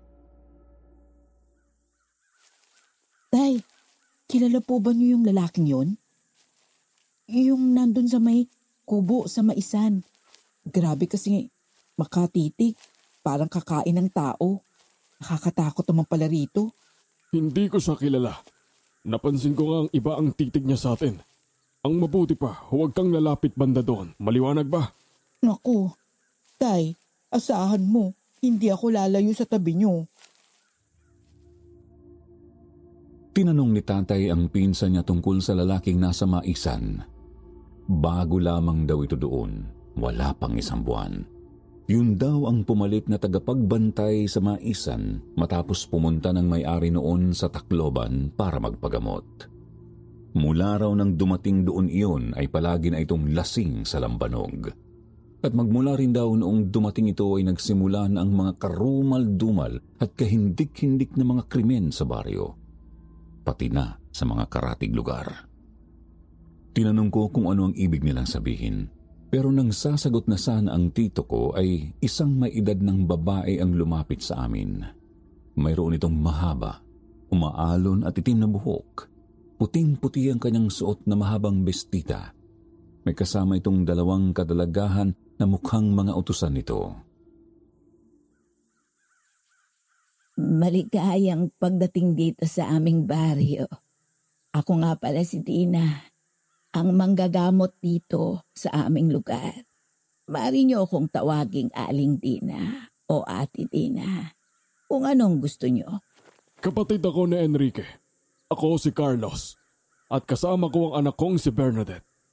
Narito kami para maglamay at ihatid sa huling hantungan ang bangkay ng aking kapatid. Ganun ba? Pasensya ka na. Hindi kita nakilala. Nakikiramay ako sa pagkamatay ng kapatid mo. Ayos lang. Matagal na rin naman akong hindi nakabalik dito. Ang totoo ay hindi rin kita kilala. Wala akong maalalang albularyo rito bukod sa aking lolo. Tubong Tacloban ako. Nakapangasawa ako rito, si Perting, na magsasaging. Ngunit namatay rin siya 1 taon matapos kaming ikasal. Yamang walang manggagamot rito. Napagpasyahan ko na lamang na manatili rito at ilagay ang serbisyo ko. Napakamatulungin naman po pala ninyo. Albularyo ho kayo, tama? Masasagot ho ba ninyo kung aswang talaga ang pumatay kay Tito Enrique? Bernadette! Ayos lang yan, Carlos. Ganyan talaga ang mga taga-Maynila. Walang bilib sa kakayahan ng mga albularyong kagaya ko at kagaya ng lahi nyo. Bernadette, base sa mga sugat na tinamo ng tiyuhin mo, nasisiguro kung isang aswang nga ang gumawa nun sa kanya. Kung bakit, kung sino at kung saan makikita ang aswang na iyon, ay hindi ko alam. Nagulat ako nang bigla niyang kinuha ang mga kamay ko. Sinalat-salat niya ang palad ko habang nakatitig siya sa aking mga mata. Itim na itim yun at parang pakiramdam ko ay hinihigop ako noon. Gusto kong bawiin ang mga kamay ko sa kanya ngunit hindi ko yun magawa. Pagkatapos ay sinabi niyang may magandang hinaharap ang naghihintay sa akin. Basta wag lamang akong magpadalos-dalos ng kilos. Wag rin daw akong pakialamera at masyadong matanong. Lalo na raw at kalat na sa baryo ang tungkol sa gumagalang aswang. Sasagot pa sana ako nang awatin na ako ni tatay. Pagkatapos ay pinutol na ni Tito Eugene ang usapan namin. Mas maigi na raw na doon na kami sa burol mag-usap. Palubog na rin kasi ang araw noon at nagsisimula ng dumilim. Sinangayunan naman yun ng lahat. Napasulyap pa ako kay Aling Dina at napangisi na lang ako nang makitang nakangiti ito sa akin. Napalingon akong muli sa maisan. Wala na doon ang lalaki. Marahil ay pumasok na ito at nakatulog na sa kalasingan. Babaling na sana ako kina tatay nang biglang umakbay sa akin si Aling Dina. Muntik pa akong mapatalon noon sa gulat. Wag raw akong maglalapit sa lalaking naroon dahil yun daw ang pinaghihinalaan nilang aswang. Napatingin ako sa kanya. Seryoso ang mukha niya at walang bahid ng biro. Mabuti na raw ang mag-ingat kaysa maging pulutan ng lalaking yon. Layo-layo ang mga bahay doon, Sir Jupiter, at nakakainis na walang signal sa lugar na iyon. Ang bahay na nakita ko sa malayo ay ang mismong bahay ni Tito Enrique. Ngunit sa may gitna raw ng baryo ito, ibinurol. Sa lugar kung saan madalas ginagawa ang mga pagtitipon doon. Parang mga multipurpose hall sa mga syudad, ngunit doon ay gawa lamang yun sa pawid at mga kawayan. Nang matanaw ni tatay ang liwanag mula sa burol ay kaagad itong tumakbo papunta doon. Nasa likuran lamang niya ako noon, ngunit ramdam na ramdam ko ang lungkot niya. Alam ko kung gaano niya kamahal si Tito Enrique. Umalingaw-ngaw sa paligid ang sigaw at paghihinagpis ni tatay habang nakasubsob sa kabaong ng tiyuhin ko. Nilapitan ako ng ibang naroon. Hindi ko sila kilala, ngunit inakay nila ako sa loob ng burol. Mga pinsan at mga pamangkin nila tatay ang karamihang naroon. Maasikaso sila kahit na bakas sa mukha nila ang lungkot. Lumapit sa akin ang pinuno ng baryo kasama ang anak nitong dalaga. Binati nila ako ngunit nagpaalam rin kaagad dahil may kailangan pa silang asikasuhin. Madaling araw nang makita siya ng isang babaeng papunta ng bayan para mamalengke. Akala raw nito ay lasing lamang at doon inabot sa ilog. Hindi umiinom ang kapatid ko. Alam ko. Makinig ka muna, Mari ba? Pasensya na. Nilapitan ito ng babae. Ngunit nang makita nitong wakwak ang tiyan ng kapatid mo, ay nagsisigaw ito at dali-daling pumarito. Tinawag niya ako at ang pinuno. Pinuntahan namin ang kapatid mo at kumpirmadong patay na ito. Mula dibdib hanggang sa may puso ng sugat nito. Nagkalat ang mga lamang loob nito na puro tapyas na parang kinaga. Putlang-putla na rin ito noon. Ngunit wala kaming nakitang bakas ng dugo sa paligid. So, aswang po talaga ang may gawa nito? Hindi ho ba maaaring may pumatay sa kanya? Kriminal, psycho, ganun. Alam kong hindi ka naniniwala sa mga aswang at kababalaghan, iha. Pero maniwala ka man o sa hindi, may mga nilalang dito sa mundo na hindi mo pa nakikita. Iyon nga ho, hindi natin nakita kung ano yun. Paanong aswang kaagad ang pinagbibintangan natin?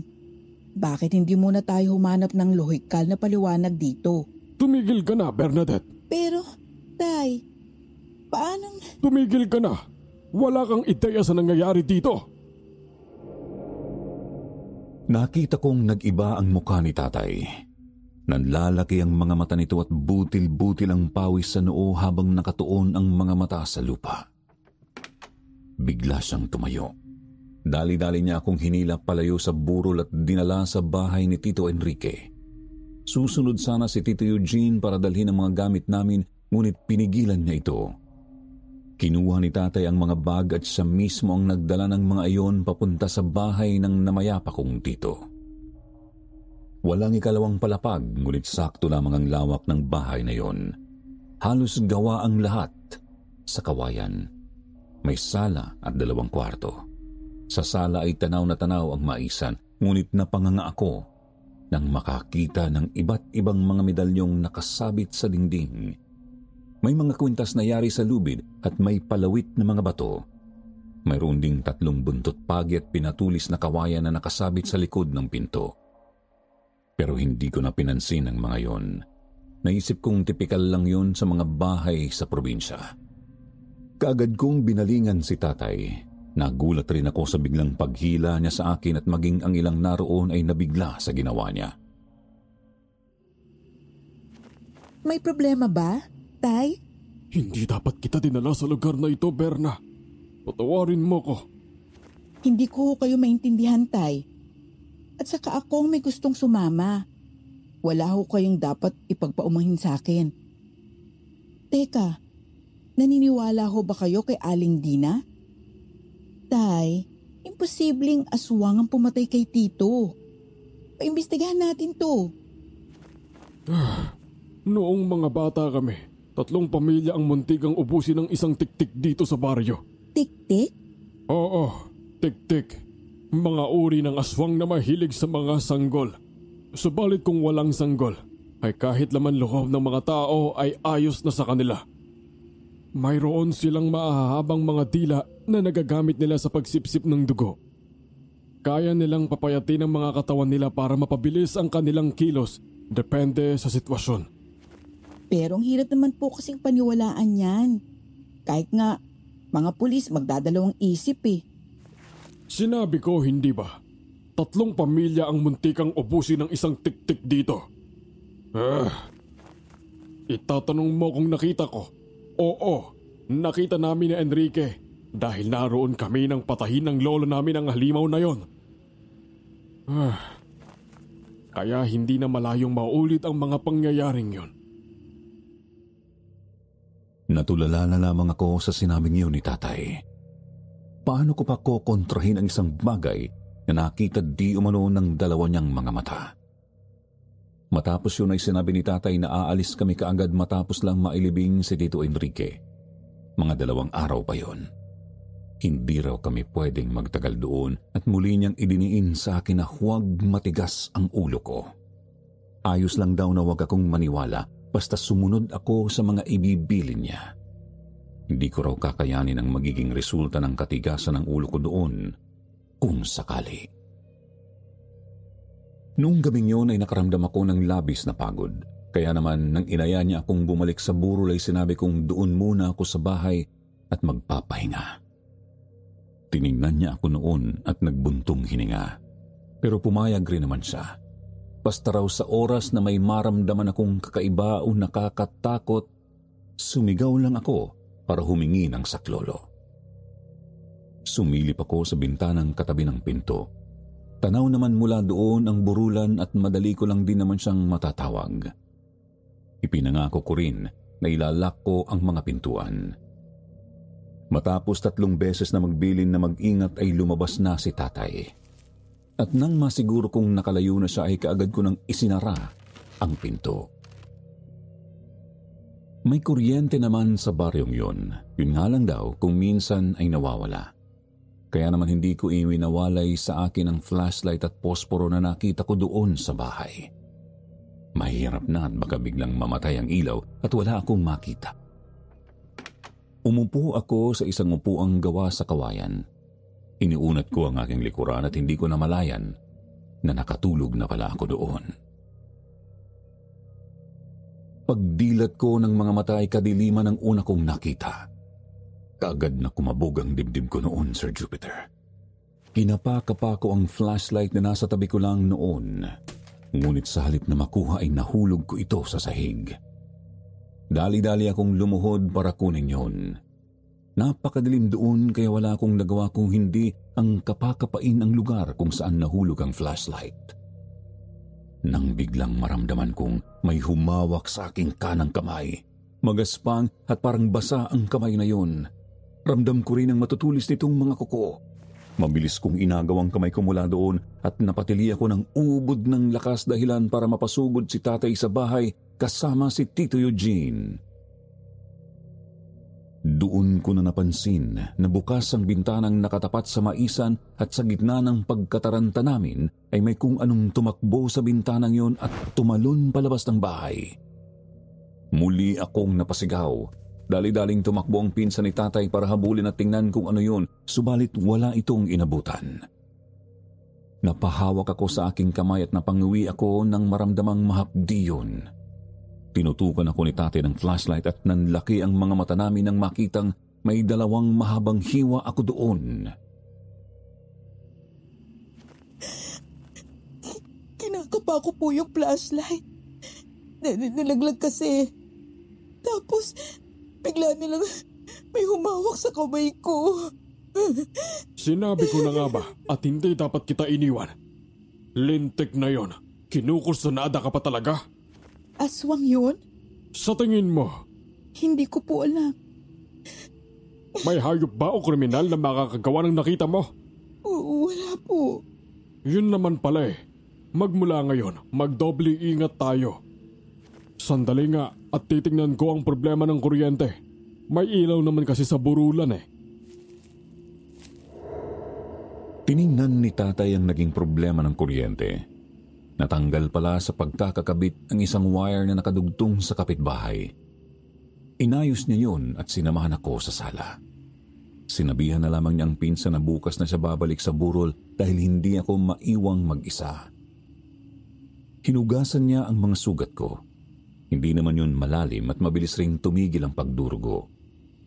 Noong mga oras na yon ay napaisip ako at unti-unti na rin akong nakukumbinsi na may aswang talagang gumagala doon. Kahit pagod ay hindi ako nakatulog ng maayos ng gabing yun. Hindi mawala sa isipan ko ang pakiramdam ng kamay na yon at hindi ko lubos maisip kung kanino yon. Bago ako matulog ay sinigurado ni tatay na aswang yun at maaaring yun rin ang pumatay kay Tito Enrique. Mabibilis raw ang mga tiktik at mahirap masundan ng mga mata ng tao ang malalakas na uri nito. Ang totoo ay ayaw ko pa rin maniwala. Subalit kapag naaalala ko ang pakiramdam ng kamay na humawak sa akin ay sadyang nagtatayuan ang mga balahibo ko. Wala pa bang inihandang kape dyan? Sopas o lugaw? Anong klaseng burol to? Walang pakain sa mga naglalamay. Kaya inuubos ng mga aswang ang baryong ito eh. Tulog ang mga tao. Kararating ko lang noon sa burol at katatapos lang maligo nang maabutan ko ang lasing na lalaki na nakita ko sa maisan. Susuray-suray ito habang nakatayo at hawak ang isang bote ng lambanog. Nagsisigaw ito subalit walang pumapansin dito. Umupo ako sa bandang dulo ng burol. Naroon nakaupo ang isang magandang dalaga, ang anak ng pinuno ng baryo, si Cherry. Crisostomo raw ang pangalan ng lalaking yun. Walang araw daw na hindi ito lasing. Hindi naman daw ito pumupunta sa mismong baryo at nanggugulo. Ang totoo raw ay noong araw lang na yun niya nakitang nanggulo ang lalaking yon. Alam mo ate, nakakatakot na talaga rito. Sa kabilang baryo, may mga biktima rin ng tiktik. Noong nakaraan, 2 buntis ang pinatay nito. Kaya nag-iisip na si itay at inay kung aalis na kami sa lugar na to. Naniniwala ka sa aswang? Doon sa tiktik? Oo ate, tiktik ang pumatay sa lola ko. Nakita raw yan ni itay at hanggang ngayon binabangungot pa rin siya ng alaalang yun. Hindi lang basta kwento ang mga aswang dito. Totoo sila. Ang hirap sa inyo. Mga utu-utu kayo. Nasa harapan na ninyo ang pumapatay. Pero pinapakain nyo pa rin sa makapalad ninyo. Manong Enrique, gaano ka ba kahina ha? Para mapatay ng lintik na yan, ha? Yung kapatid mo, siguradong sunod na yun sa'yo. Naputol ng sigaw na yon ang usapan namin ni Cherry. Napatingin kami sa gawin ni Crisostomo. Hinahawi nito ang mga upuan sa harap ng tito ko. Nagtayuan na ang ilang mga naroon at lumayo sa kanya. Lumingon siya sa paligid. Napatingin siya sa amin. Kaagad akong umiwas ng tingin, pero lumapit siya sa amin. Tatayo na sana ako para umiwas nang mabilis niya akong nahawakan sa balikat. Itinulak niya ako dahilan para mapaupo akong muli. Pagkatapos ay namumungay ang mga mata na tumayo siya sa harapan ko. Umaalingasaw ang amoy ng alak sa katawan niya at dahil sa takot ay napatili ako at ganoon din si Cherry. Kaagad siyang hinaltak ng isa sa mga lalaki at kinaladkad palabas. Nabitawan ito ang boteng hawak. Hindi yun nabasag ngunit natapon ng laman noong alak. Pinagsisipa ito ng mga kalalakihang naroon habang sinisigawan na huwag nang babalik. Dahil sa kalasingan ay hindi na nagawang ipagtanggol pa ng mama ang sarili nito. Nakaramdam naman ako ng awa nang makitang dumugo na ang noo nito. Normal na ata sa akin ang maging ganoon, kaya naman inawat ko na ang mga lalaking sumisipa rito. Subalit hindi ko sila maawat. Maya-maya ay narinig kong sumigaw si tatay, kasama niya si Aling Dina, Tito Eugene at ang pinuno ng baryo. Dali-dali silang tumakbo papalapit sa amin. Inawat ni tatay at ng pinsan niya ang mga tao. Si Aling Dina naman ay nilapitan ng bugbog ng lalaki at inalalayan itong tumayo. Subalit hinampas lamang ng lalaki ang kamay ni Aling Dina. Tiningnan nito ng masama ang albularyo. Pagkatapos ay dumura ito sa lupa bago sumuray-suray na umalis sa harapan namin. Lumapit sa akin si tatay. Sinabi ko sa kanya ang mga nangyari at sinigurado kong hindi ako nasaktan. Medyo sumama lang ang loob ko dahil pakiramdam ko ay ako ang dahilan kung bakit nabugbog ang lalaking yon. Kinuha ko ang bote ng lambanog at napansin kong mayroong luya yon. Napatakip ng ilong si Dina at lumayo siya sa akin. Sumigaw siya na itapon ko raw yun dahil napakabaho. Itinabi ko yun sa gilid ng burulan ngunit nagsisigaw muli ito. Nakakaintindi ka ba? Ilayo mo yung bote na yan dito. Ang dumi-dumi niyan. Uminahon ka, Dina. Wala namang amoy ang bote. Hindi ko nga naaamoy eh. Wala ka kasing kapangyarihan. Ang mga kagaya kong manggagaamot ay malalakas ang mga pandama. Kapag sinabi kong mabaho, mabaho yon. Relax ho. Ito nga't ilalabas ko na. Hindi naman po nyo kailangang magsisigaw ng ganyan. Para naman kayo mamamatay sa lambanog. Tumitig sa akin ng masama si Aling Dina. Pero hindi ako nagpatinag. Nanlilisik ang mga mata niya pero tinitigan ko yon hanggang siya na ang unang umiwas ng tingin. Para namang mapapatay siya ng amoy ng lambanog. Apaka-arte. Kinabukasan noon ay nailibing na rin si Tito Enrique. Malayo ang sementeryo sa baryo kaya hapon na nang makabalik kami. Pagdaan namin sa may maisan ay nakita ko si Crisostomo na kumakain. Nakakamay ito at sa tabi ay isang muling bote ng lambanog. Nagtagpo ang mga mata namin. Mabilis akong umiwas ng tingin nang marinig ko itong sumigaw. Hindi magtatagal. Papatay muli ang aswang. Isa sa inyong magiging biktima niya kung mananatili kayong mga hangal. Mabubusog ang halimaw sa inyo, sigurado yan. Napatingin kami ni tatay sa kanya pati na rin ang iba naming mga kasabay. Napansin ko ang pagkabalisa sa mukha ni tatay noon. Lumapit sa amin si Aling Dina at sinabi sa aming wala kaming dapat ipag-alala. Hindi raw kami magagalaw ng aswang, sabi niya sabay turo kay Crisostomo. Tinanong ko siya kung paano siyang nakasisigurong si Crisostomo ang aswang. Tiningnan niya ako bago ngumiti at sinabing yun daw ang sinasabi ng kanyang kutob. Nagtawas na rin di umano siya at isang lalaki ang lumabas na imahe sa pagtatawas na yun. Napabaling ako sa lalaking nasa gitna ng maisan. Nakatitig lang siya sa amin. Oo, nakakatakot siya dahil sa pagiging lasenggo niya at nakakakilabot ito kung makatingin. Pero hindi ko tiyak kung maniniwala akong siya ang pumapatay na aswang. Pagkatapos ng hapunan ay nag-ayos na ako ng mga gamit. Uuwi na kami ni tatay kagaya ng napagkasunduan namin. Ngunit pansin kong ayaw pang umuwi ni tatay. Balisa siya habang nag-iimpake. Doon kasi sa sementeryo ay may 2 mga pulis na lumapit sa amin. Kinausap nila si tatay tungkol sa pagkamatay ni Tito Enrique. Sinabi ng mga ito na patuloy pa rin sila sa paghahanap sa sospek sa pagpatay sa tiyuhin ko. Malaki rin di umano ang hinala nila na iisa lang ang salarin sa lahat ng mga patayang naganap sa baryo namin at sa mga karatig baryo. Sa dami ng sinabi nila, isang tango lamang ang isinagot ni tatay. Pagkatapos ay narinig ko siyang bumulong.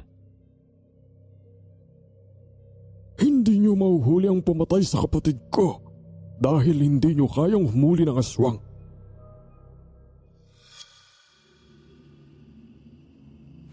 Tay, may lasenggo bang mga aswang?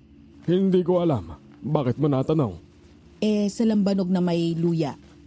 Ang totoo, narinig ko dati na maaaring panglaban ng lambanog na binabara ng bawang at luya. Pero bihira ang gumagamit nun.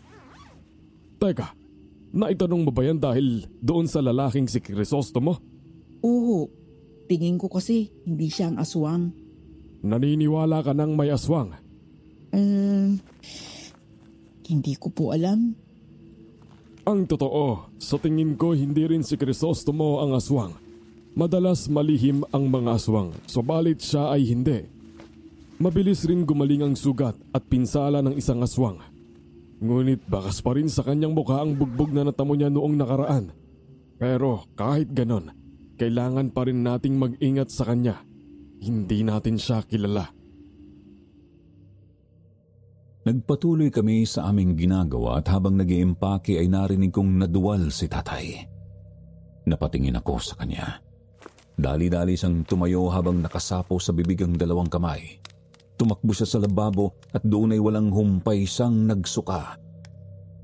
Nilapitan ko siya at nanlaki ang mga mata ko nang makitang buo-buong plema ang isinuka niya. Ikinuha ko siya ng tubig, ininom niya yun, subalit muli lang siyang sumuka. Maya-maya pa ay kulay itim na likido na ang lumabas sa kanyang bibig. Tatakbo na sana ako sa labas para humingi ng tulong nang pigilan niya ako.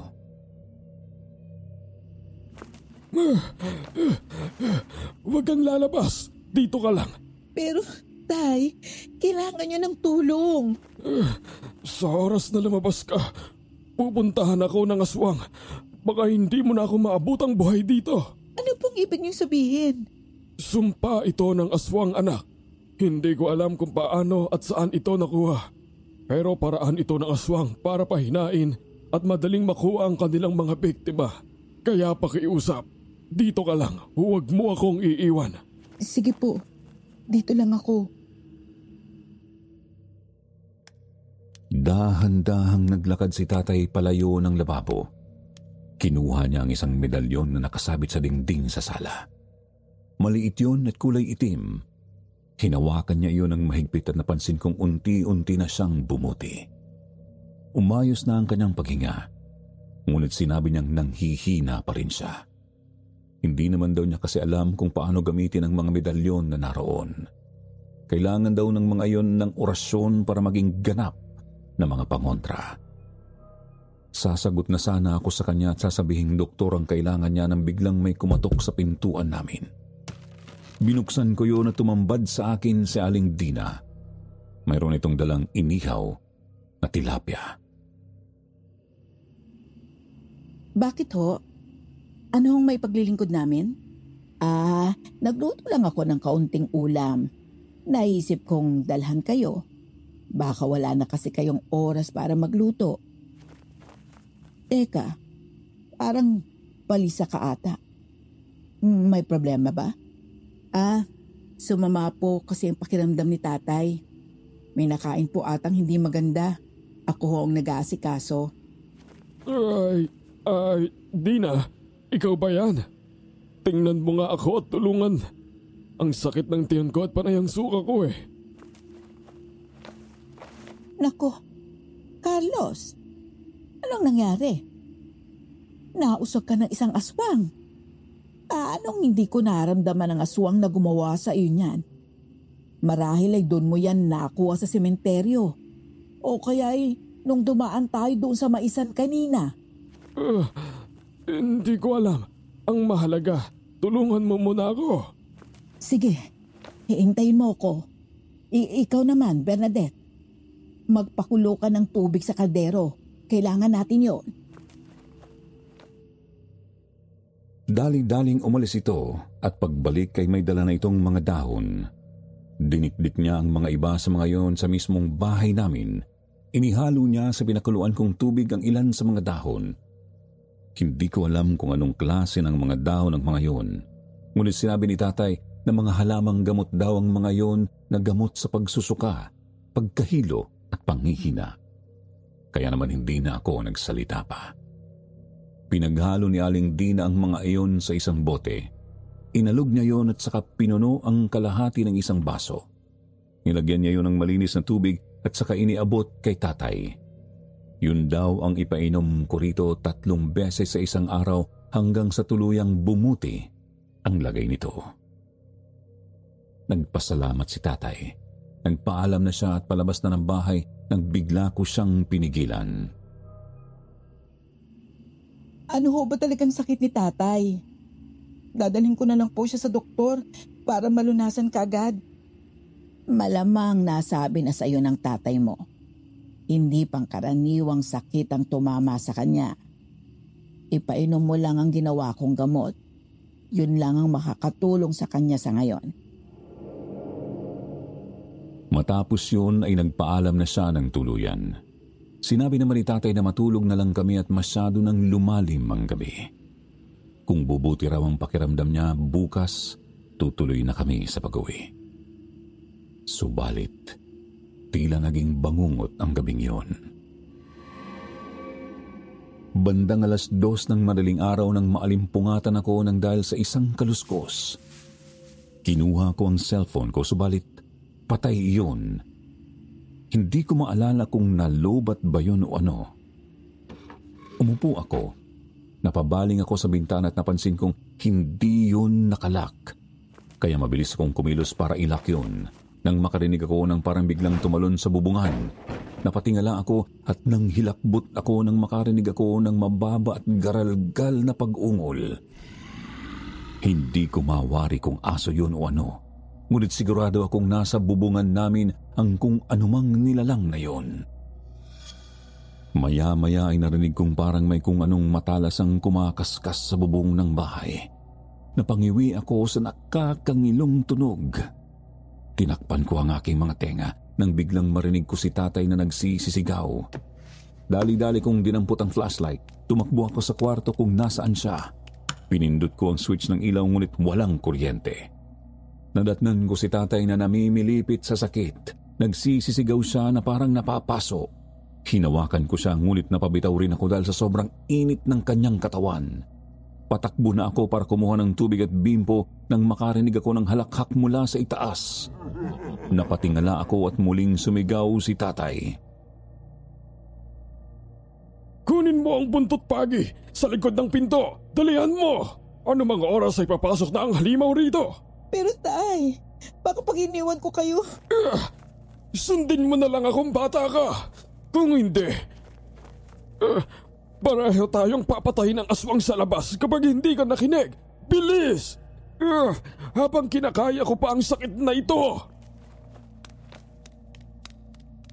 Dali-dali akong tumakbo palabas ng kwarto at sinunod ko ang utos ni tatay. Pagkatapos ay dali-dali akong tumakbo pabalik sa kwarto. Ilang sandali pa ay nagsimula ng umuga ang bubong ng bahay.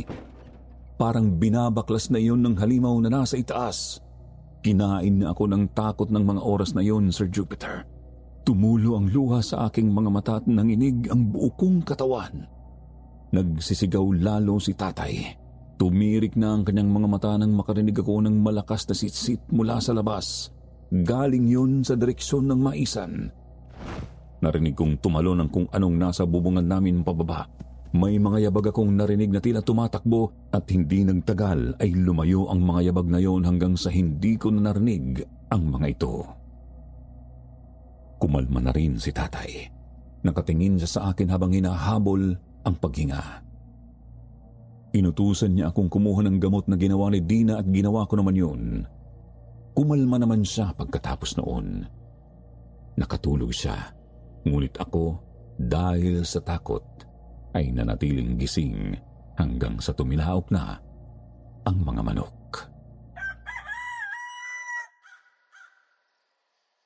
Kinabukasan ay tiningnan ko agad ang lagay ni tatay. Inaapoy pa rin siya ng lagdat kaya hinayaan ko na lang siyang matulog. Lumabas ako at sinabi kay Tito Eugene ang nangyari noong gabi. Napabuntong hininga siya at napailing. Mayroon din daw na biktima sa kalsada sa kabilang baryo kagabi. Tanging ang itak na lamang daw nito ang nakita at ilang mga patak ng dugo. May ilan ding mga hayop ang napatay at sinipsipan ng dugo. Mag-iingat daw kami. Kumpirmado raw na isang aswang ang gumagala sa gabi. May nakita daw kasi ang mga tanod na naghabulan sa may kakahuyan noong gabi. Nakita rin ito ang payat at itim na katawan ng aswang. Nanlilisik raw ang mga mata nito at mayroong mahabang dila. Usap-usapan na rin daw yun sa bayan at sa mga karatig baryo. Tinanong ko kung ano ang pangontra sa mga aswang, ngunit sinabi lamang ni Tito Eugene na lahat ng kailangan ko ay nasa bahay na ni Tito Enrique. Naniniwala din di umano sila na nakipaglaban si Tito sa aswang na yon bago ito mapatay. Lumipas ang mga oras, hindi bumuti ang lagay ni tatay. Ni hindi na niya magawang iupo ang sarili. Wala rin siyang ganang kumain at putlang-putla na ang kulay niya. Sinabi kong dadalhin ko na siya sa ospital ngunit kumontra siya.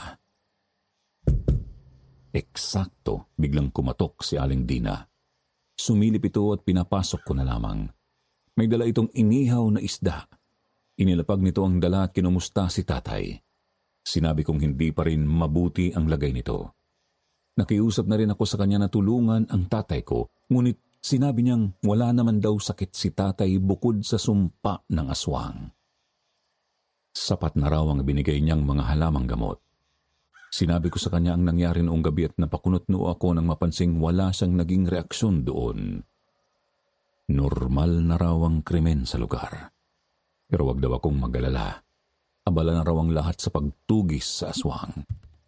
Pagkatapos ay naglakad siya sa may bintanang nakatapat sa maisan. Ngumuso siya at itinuro ang kubong naroon. Kaunting panahon na lamang, Bernadette. Mawawala ng aswang na Crisostomong iyan dito sa baryo. Sinisigurado ko yan sa'yo. Ilang araw na lang din, gagaling na rin ang tatay mo. Ngumiti siya sa akin at pagkatapos ay ibinili niyang painumin ko ng halamang gamot si tatay. Lumabas na siya. Sinundan ko pa siya ng tingin ngunit wala akong napansing kakaiba. Inihanda ko na ang iinuming gamot ni tatay. Papunta na ako sa kwarto niya nang mapatili ako. Bigla kasing may humaltak sa kamay ko na may hawak na baso. Si Crisostomo. Nabitiwan ko ang baso at nabasag yun at dahil sa gulat ay nasampal ko ang lalaki. Anong ginagawa mo rito? Lumabas ka bago pa ako tumawag ng saklolo. Alam ko kung paano gagamutin ng tatay mo. Hayaan mo kung tulungan ko kayo. Ha? Ikaw? Lasenggo ka lang eh. Ikaw nga ang pinagbibintangang aswang. Isa na lang kapag hindi ka pa lumabas, sisigaw na talaga ako. Kanina ka pa sumisigaw. Matapos yun ay walang paalam na pumasok ito sa kwarto. Pinigilan ko siya. Hinila ko siya palayo ngunit ako ang nahila niya papasok. Pinitik niya ako sa noo. Hindi yun masakit, subalit biglang hindi ako makagalaw. Hindi ako makasigaw para humingi ng saklolo. Napatingin ako kay tatay. Nakadilat siya, ngunit hinang-hinana. Ipinatong ni Crisostomo ang kamay sa noo ni tatay. Pumikit ito at tila may ibinulong. At nanlaki ang mga mata ko nang makitang unti-unting bumalik ang kulay ng ama ko. Hindi rin nagtagal ay bigla itong napaupo. Kasunod noon ay nakagalaw na rin ako. Sino ka ba talaga? Oo nga, paanong nagawa mo yon? Samantalang si Dina, hindi niya talaga kayo mapapagaling dahil hindi niya yon kayang gawin. Isa pa, siya ang naglagay ng sumpa sa inyo. Anong ibig mo sabihin? Si Dina ang aswang. Hinabol ko siya kagabi. Kung hindi ko yun ginawa, siguradong pinaglalamayan na kayo ngayon. Kung gayon, ikaw ang sumitsit kagabi? Ako nga. Anak ako ng isang kilalang albularyo sa Tacloban. Ang may-ari ng isang maisa na yan ay isa ring albularyo. Siya dapat ang huhuli kay Dina. Subalit nagkasakit ito at kinailangan bumalik sa amin. Nakiusap siya sa ama ko na palitan siya rito dahil labis na nga ang paghasik ni Dina ng lagim. Pero ako ang ipinadala. At kaya ako palaging umiinom ay para hindi ako malapitan ng halimaw na yon. Napatitig ako sa kanya. Naisip ko noon na baka ibinabalik lang niya kay Dina ang sisi. Lalo na at ito ang pinagbibintangang aswang. Ngunit napaisip muli ako kung bakit pa niya kailangang pagalingin si tatay kung siya ang totoong aswang. Tumayo si tatay at lumabas ng kwarto. Pumunta siya sa kusina, kumuha ng tubig at pagkatapos ay pumunta siya sa tapat ng mga medalyon at sandatang panlaban sa mga aswang. Tayo ang sunod na papatayin ng aswang na yun, Berna. Hindi ko lang sinasabi sa'yo dahil ayaw kong matakot ka. Ano pong ibig niyo sabihin, tay? Doon sa kwento kong napatay ni lolo ko ang tiktik sa bayan na ito noon, ay may kulang. May anak kasing babae ang tiktik na yon. Dalagita na yun noon. Pinilit ng mga tao na tuluyan na rin ang batang yon. Subalit tumanggi si lolo. Pinakawalan niya ang dalagita. Subalit, sumumpa yun na babalik at uubusin ang lahi natin hanggang sa wala nang matira. Ang akala ko tapos na yon dahil lumipas na ang mga taon at wala namang nangyaring masama. Ngunit hindi ko akalaing mangyayari ito sa oras na hindi ko inaakala. Kung gayon ang kailangan nating gawin, tapusin na si Dina.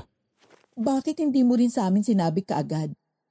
Sa mga taga-baryo, kung narito ka para tumulong, bakit hindi mo kaagad sinumbong si Dina? Dahil hindi rin ako sigurado nun. Noong nahabol ko ang tiktik, doon ko lang nasigurong si Dina ngayon. Nakita ko kasing bahagyang bumalik ang anyo niya sa tao habang hinahabol ko siya. Ayaw ko namang mag-akusa ng walang ebidensya. Natigilan ako noon, pero kahit papaano ay gumaan ang loob ko. Magaling na si tatay at sigurado na rin kami kung sino ang kalaban. Kaya naman kinaumagahan ay sinabi ni tatay sa mga kamag-anak namin ang napag-usapan namin tungkol kay Aling Dina. Subalit hindi naniniwala sa kanya ang mga taga-baryo. Mabait raw si Aling Dina at palaging handang tumulong. Si Crisostomo raw ang salot sa lugar. At ang dahilan para nila sabihin yon ay ang dahilan rin ni Aling Dina. Nagsimula di umano ang lahat ng dumating doon ng lasenggong lalaki. Wala kaming nagawa ni tatay kung hindi ang bigong bumalik sa bahay ni Tito Enrique. Inuusap niya ako noon at sinabihan akong umuwi na ng Luzon. Hindi ako aalis. Dito lang ako. Kung aalis naman ako, kasama ko kayo. Pero, anak, kailangan kong tapusin ito. Kailangang may pumatay sa tiktik. Magiging mapanganib yon at ayaw kong mapahamag ka. Pakiusap, bumalik ka na lang ng Laguna. Hindi. Hindi ko kayo masusunod sa pagkakataong ito, Tay. Pasensya na. Pero hindi ako uuwi ng Laguna nang wala kayo. At walang kasiguraduhan kung makakauwi kayo. Pero anak... Walang nagawa si tatay. Hindi ko siya iiwan. Siya na lamang ang mayroon ako at ako na lamang ang mayroon siya. Hindi ko hahayaang kunin pa siya ng aswang sa akin. Oo, natatakot ako. Pero mas natatakot akong mawala si tatay sa akin na wala man lang akong ginagawa. Naghanda si tatay ng mga gamit. Naghasa siya ng mga tabak. Pisa ng mga bawang at ipinahid ang katas noon sa mga bintana at pintuan. Walang karanasan si tatay sa paglaban sa mga aswang at ang mga ginagawa niya ay base lamang sa mga narinig niya sa mga kwento ng kanyang lolo at ama. Noong paggabi na ay nakarinig kami ng sigawan ng mga tao sa labas. Napasilip ako at nagulat ako nang makitang papalusob sila sa maisan. May dalang mga itak ang mga lalaki at ang ilan may matutulis pang kawayan. Sa likuran nila ay naroroon si Aling Dina. Pinagsisigawan itong patayin na ang salot sa lugar at si Crisostomo ang tinutukoy niya. Ito di umano ang dahilan ng lahat ng kamalasan sa baryo. Lumabas ako, ganoon din si tatay. Pinigilan namin ang mga tao. Tumigil kayo! Hindi si Crisostomo ang kalaban. Tumigil ka! Ang lalaki yan ang salot. Huwag kang makikialam dito kung ayaw mong madamay. Pero ikaw ang totoong aswang. Hinayaan yung lasunin ng lalaking yan ang mga isipan yung mag-ama. Matapos ko kayong asikasuhin, ganito pa ang igaganti nyo sa akin? Sasagot sana muli ako nang hawakan ako ng mahigpit ni tatay sa braso. Alam ko na ang ibig sabihin noon kaya hindi na ako umimik. Isa pa parang nakontrol na ng tuluyan ni Aling Dina ang mga tao. Nakita ko si Crisostomo na lumabas ng bahay. Dali-dali niyang kinuha ang isang itak mula sa likuran ng pintuan. Buong akala ko ay lalaban siya sa mga tao pero bigla siyang tumakbo papalayo. Hinabol siya. Susunod sana ako ngunit muli akong hinila ni tatay. Huwag na raw kaming makialam. Ikapapahamak pa namin yun. Naintindihan ko ang naisabihin ni tatay pero nakakainis na wala akong magawa. Tuluyan ng lumubog ang araw. Bumalik na ang ilang mga kalalakihan na humabol kay Crisostomo. Dismayado sila. Hindi raw kasi nila nahuli ang aswang. Pumunta sa amin ang Tito Eugene. Mag-ingat raw kami at siguraduhing nakasara ang mga pinto. Baka raw bumalik si Crisostomo at kami ang pagbuntungan nito.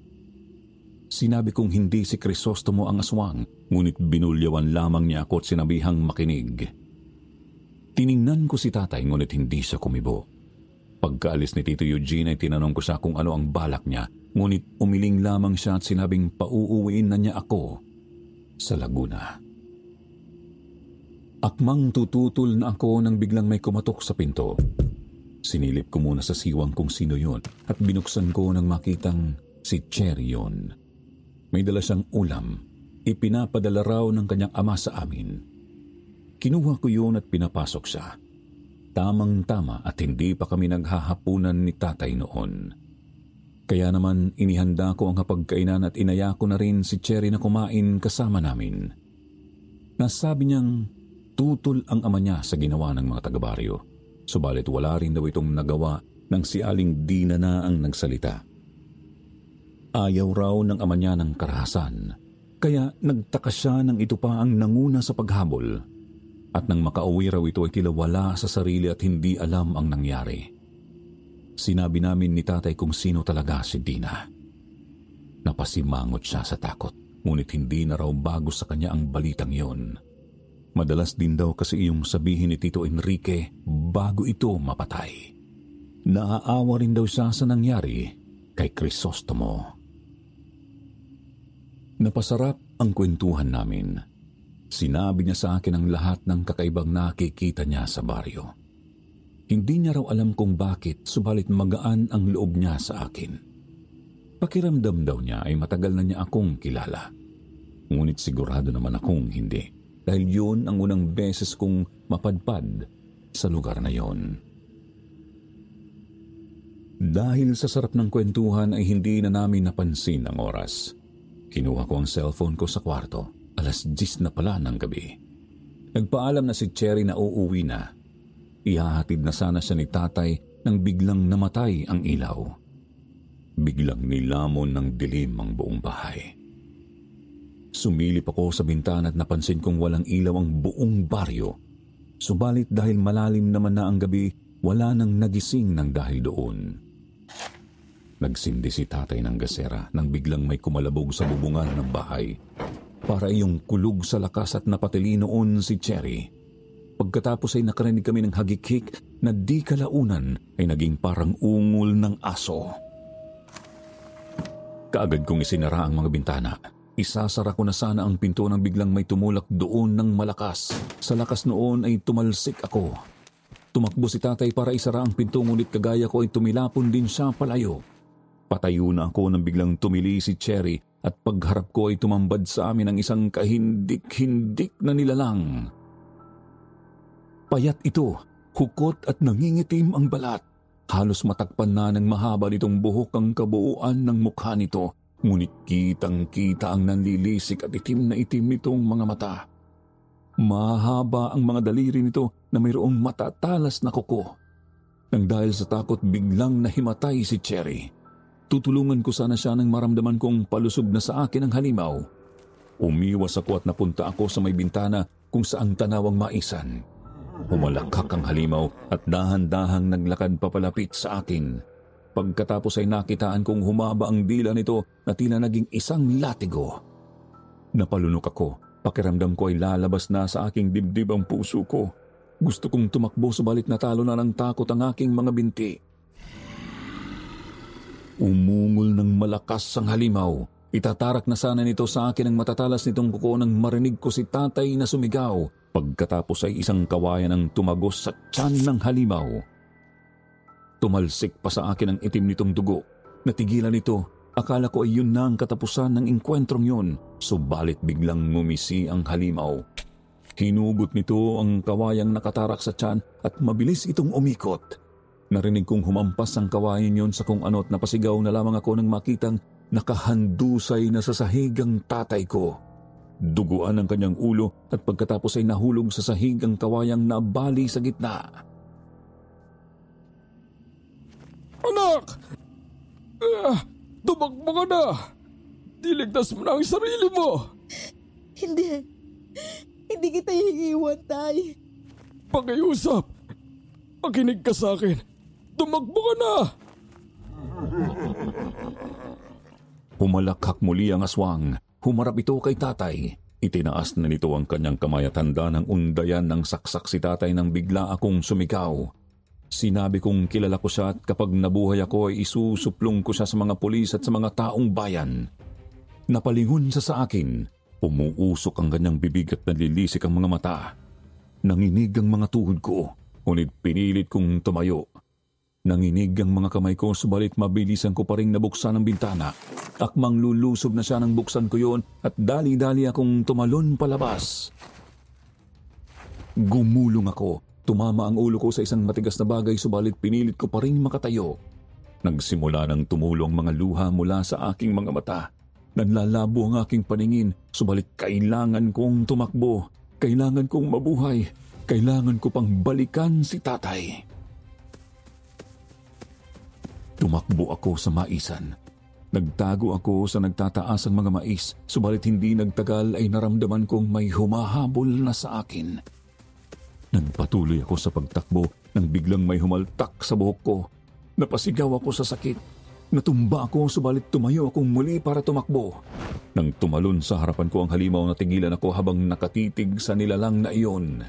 Sapat na ang liwanag ng buwan para makita ko ang kakilakilabot nitong anyo. Hindi ko na sana paapatayin ang tiyuhin mo, Bernadette. Kung hindi lang niya pinagtangkaan ang buhay ko, handa na akong kalimutan ng ginawa nila sa nanay ko noon. Pero dahil sa ginawa niya'y nabuhay muli ang galit sa puso ko. Nagkakamali ka. Ginawa lang ni Tito ang tama. Kampong ka ng kadiliman at wala kang puso. Ang dami mo nang pinatay ng mga inosenteng tao.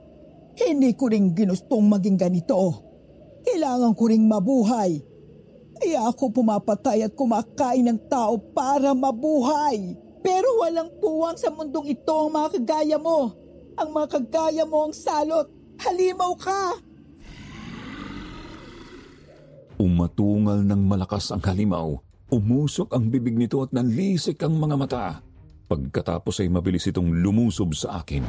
Nagawa kong ilagan ang hampas nito, ngunit nahagip ng matalas nitong kuko ang aking braso. Napasigaw ako sa hapdi, pero hindi ako nagpatinag sa takot at sakit. Tumakbo ako hanggang sa makarating ako sa kubo ni Crisostomo.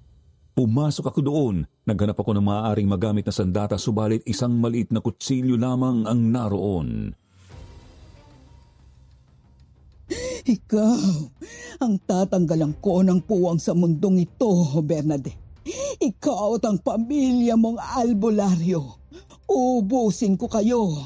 Magpaparami ako at ubusin namin ang lahat ng tao sa baryo.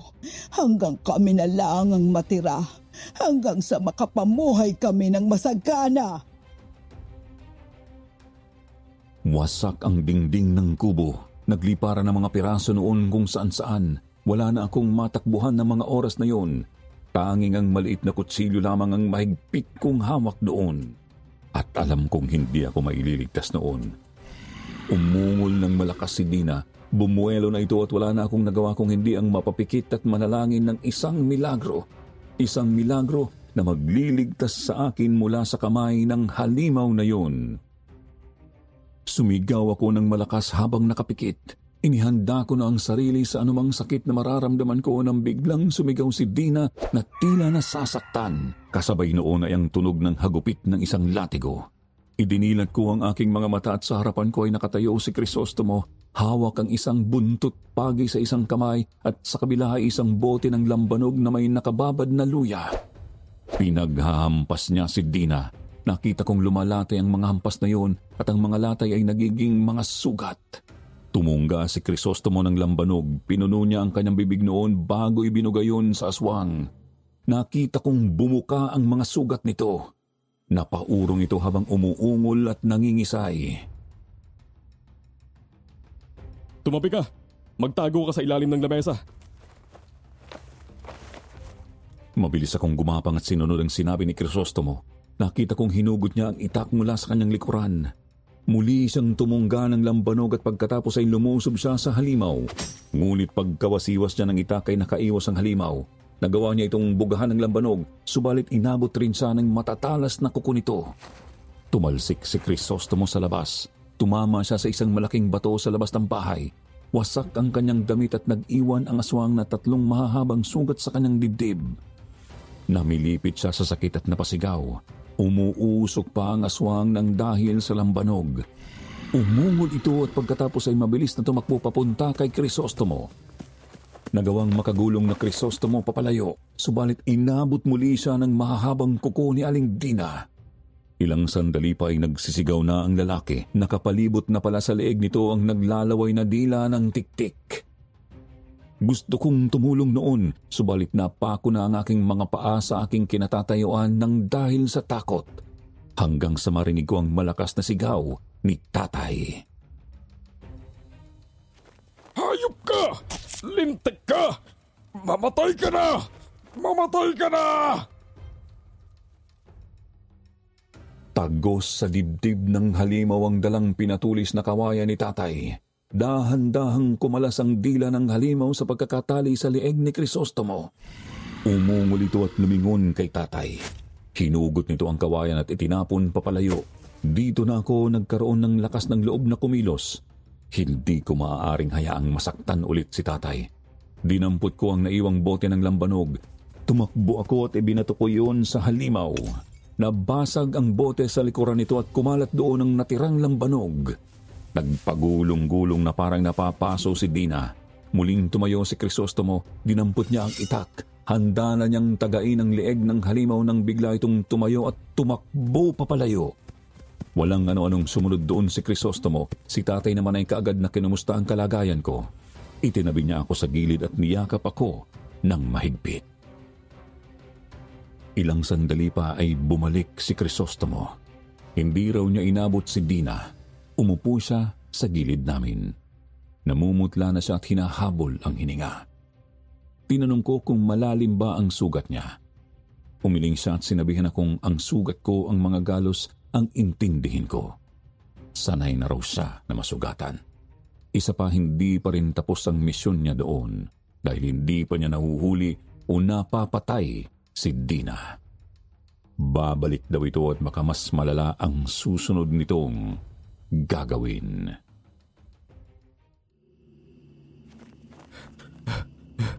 Kailangan nating mapaniwala ang mga tao na si Dina ang aswang.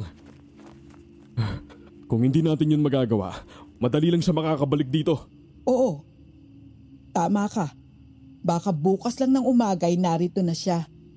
Madali lang niyang mapapaikot ang mga tao. At siguradong sayo niya muli ipapasa ang sisi. Huwag kayong mag-alala. Naisip ko na yan.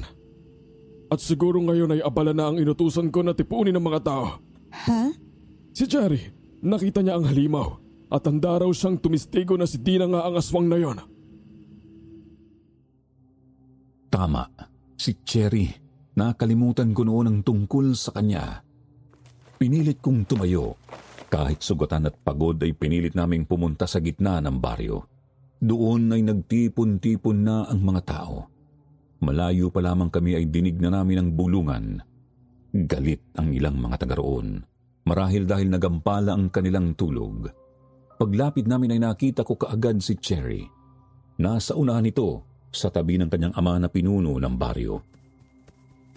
Nang makita niya ako ay patakbo siyang lumapit sa akin. Tinanong niya kung ayos lang ako at ang mga kasama ko. Isang bagay na kinumpirma ko naman sa kanya. Napalingon sa amin ang mga tao at lalong lumakas ang bulungan nang makita nila kaming duguan at madungis. Nakita naman niyo, kasama nila si Crisostomo. Hindi siya ang aswang. Kitang-kita ng mga mata ko. Si Aling Dina ang aswang. Kung gusto niyo, puntahan natin siya ngayon. Kasi tingnan niyo, siya lamang ang wala rito. Tiningnan kami ng mga tao. Halatang hindi pa rin sila kumbinsido. Maya-maya ay nagsalita na ang pinuno ng baryo at inulit ang sinabi ni Cherry. Napuno ng bulungan ang paligid. Pero hindi nagtagal ay nagpasya na sila na puntahan ang bahay ni Dina sa dulo ng baryo. At sa bungad pa lamang ay natigilan na sila. May mga patak na kasi doon ng dugo. Papasok yon sa loob ng bahay. Kumatok sila, ngunit walang sumagot. Dito na sumingit ang pinuno ng baryo. Sapilitan niyang binuksan ang pinto at pumasok sa loob. Sumunod kami kaagad nila tatay at Crisostomo, ngunit wala na doon si Dina. Tanging patak na lamang ng mga dugo sa sahig ang naabutan namin doon. Hinalughog ni Crisostomo ang bahay. May nakita siya doong mga libritong may mga nakasulat na Latin at sa kwarto nito ay nakita niya ang isang liham. Naninilaw na ang papel noon at halos malabo na ang mga nakasulat. Subalit nababasa pa naman. Galing iyon sa isang babaeng nagngangalang Luwalhati. Nakasulat doon na dapat ubusin ang lahi ng mga krus. Ang pangalan ng lahi namin. Kami raw kasi ang magiging tinik sa lalamunan ng mga aswang doon. Ibinigay ko iyon kay tatay. Ipinakita naman niya yon sa punong barangay at ipinakita naman nito ang liham sa mga tao. Maya-maya pa ay lumabas si Crisostomo mula sa isa pang silid. May dala siyang supot at napangiwi ang lahat nang makitang daliri ng mga tao ang laman noon. Halos nabubulok na at ang iba may uod na. dito na nakumbinsi ang mga tao na si Aling Dina ay isang aswang na nagtago lamang sa likod ng pagiging isang albularyo. Humingi sila ng tawad kay Crisostomo at kaagad din naman yung tinanggap ng binata. Pagkatapos ay sinunog nila ang bahay ni Dina doon. Kinabukasan ay tinugis ng mga kalalakihan ng baryo sa pangunguna ni Crisostomo ang mga lugar na maaaring pagtaguan ni Dina. Nakarating rin sa mga karatig baryo ang balita at maging ang mga ito ay tumulong rin. Ngunit wala nang Dina silang nakita. Hanggang sa bumuti na ang sugat ni tatay at nagpasya na kaming umuwi. Maraming salamat, Crisostomo. Kung wala ka, sigurado wala na rin ang anak ko. O baka kahit ako. Sa iyo na ang bahay ng kapatid ko at lahat ng mga gamit niyang panlaban sa mga aswang. Basta huwag mo sanang pababayaan ang baryo. Salamat din po. At pasensya na kung natakot ko kayo nung una. Lalo ka na, Bernadette. Wala na yun. Ikaw ang dahilan kung bakit makakabalik pa ako ng Laguna ng buo. Salamat sa'yo. Ito, sinulat ko mga number namin dyan. Kapag may oras ka, o kapag nagka-cellphone ka, tawagan mo kami. Oo, gagawin ko yun. 2 buwan matapos yun ay nakatanggap kami ng mensahe mula kay Crisostomo.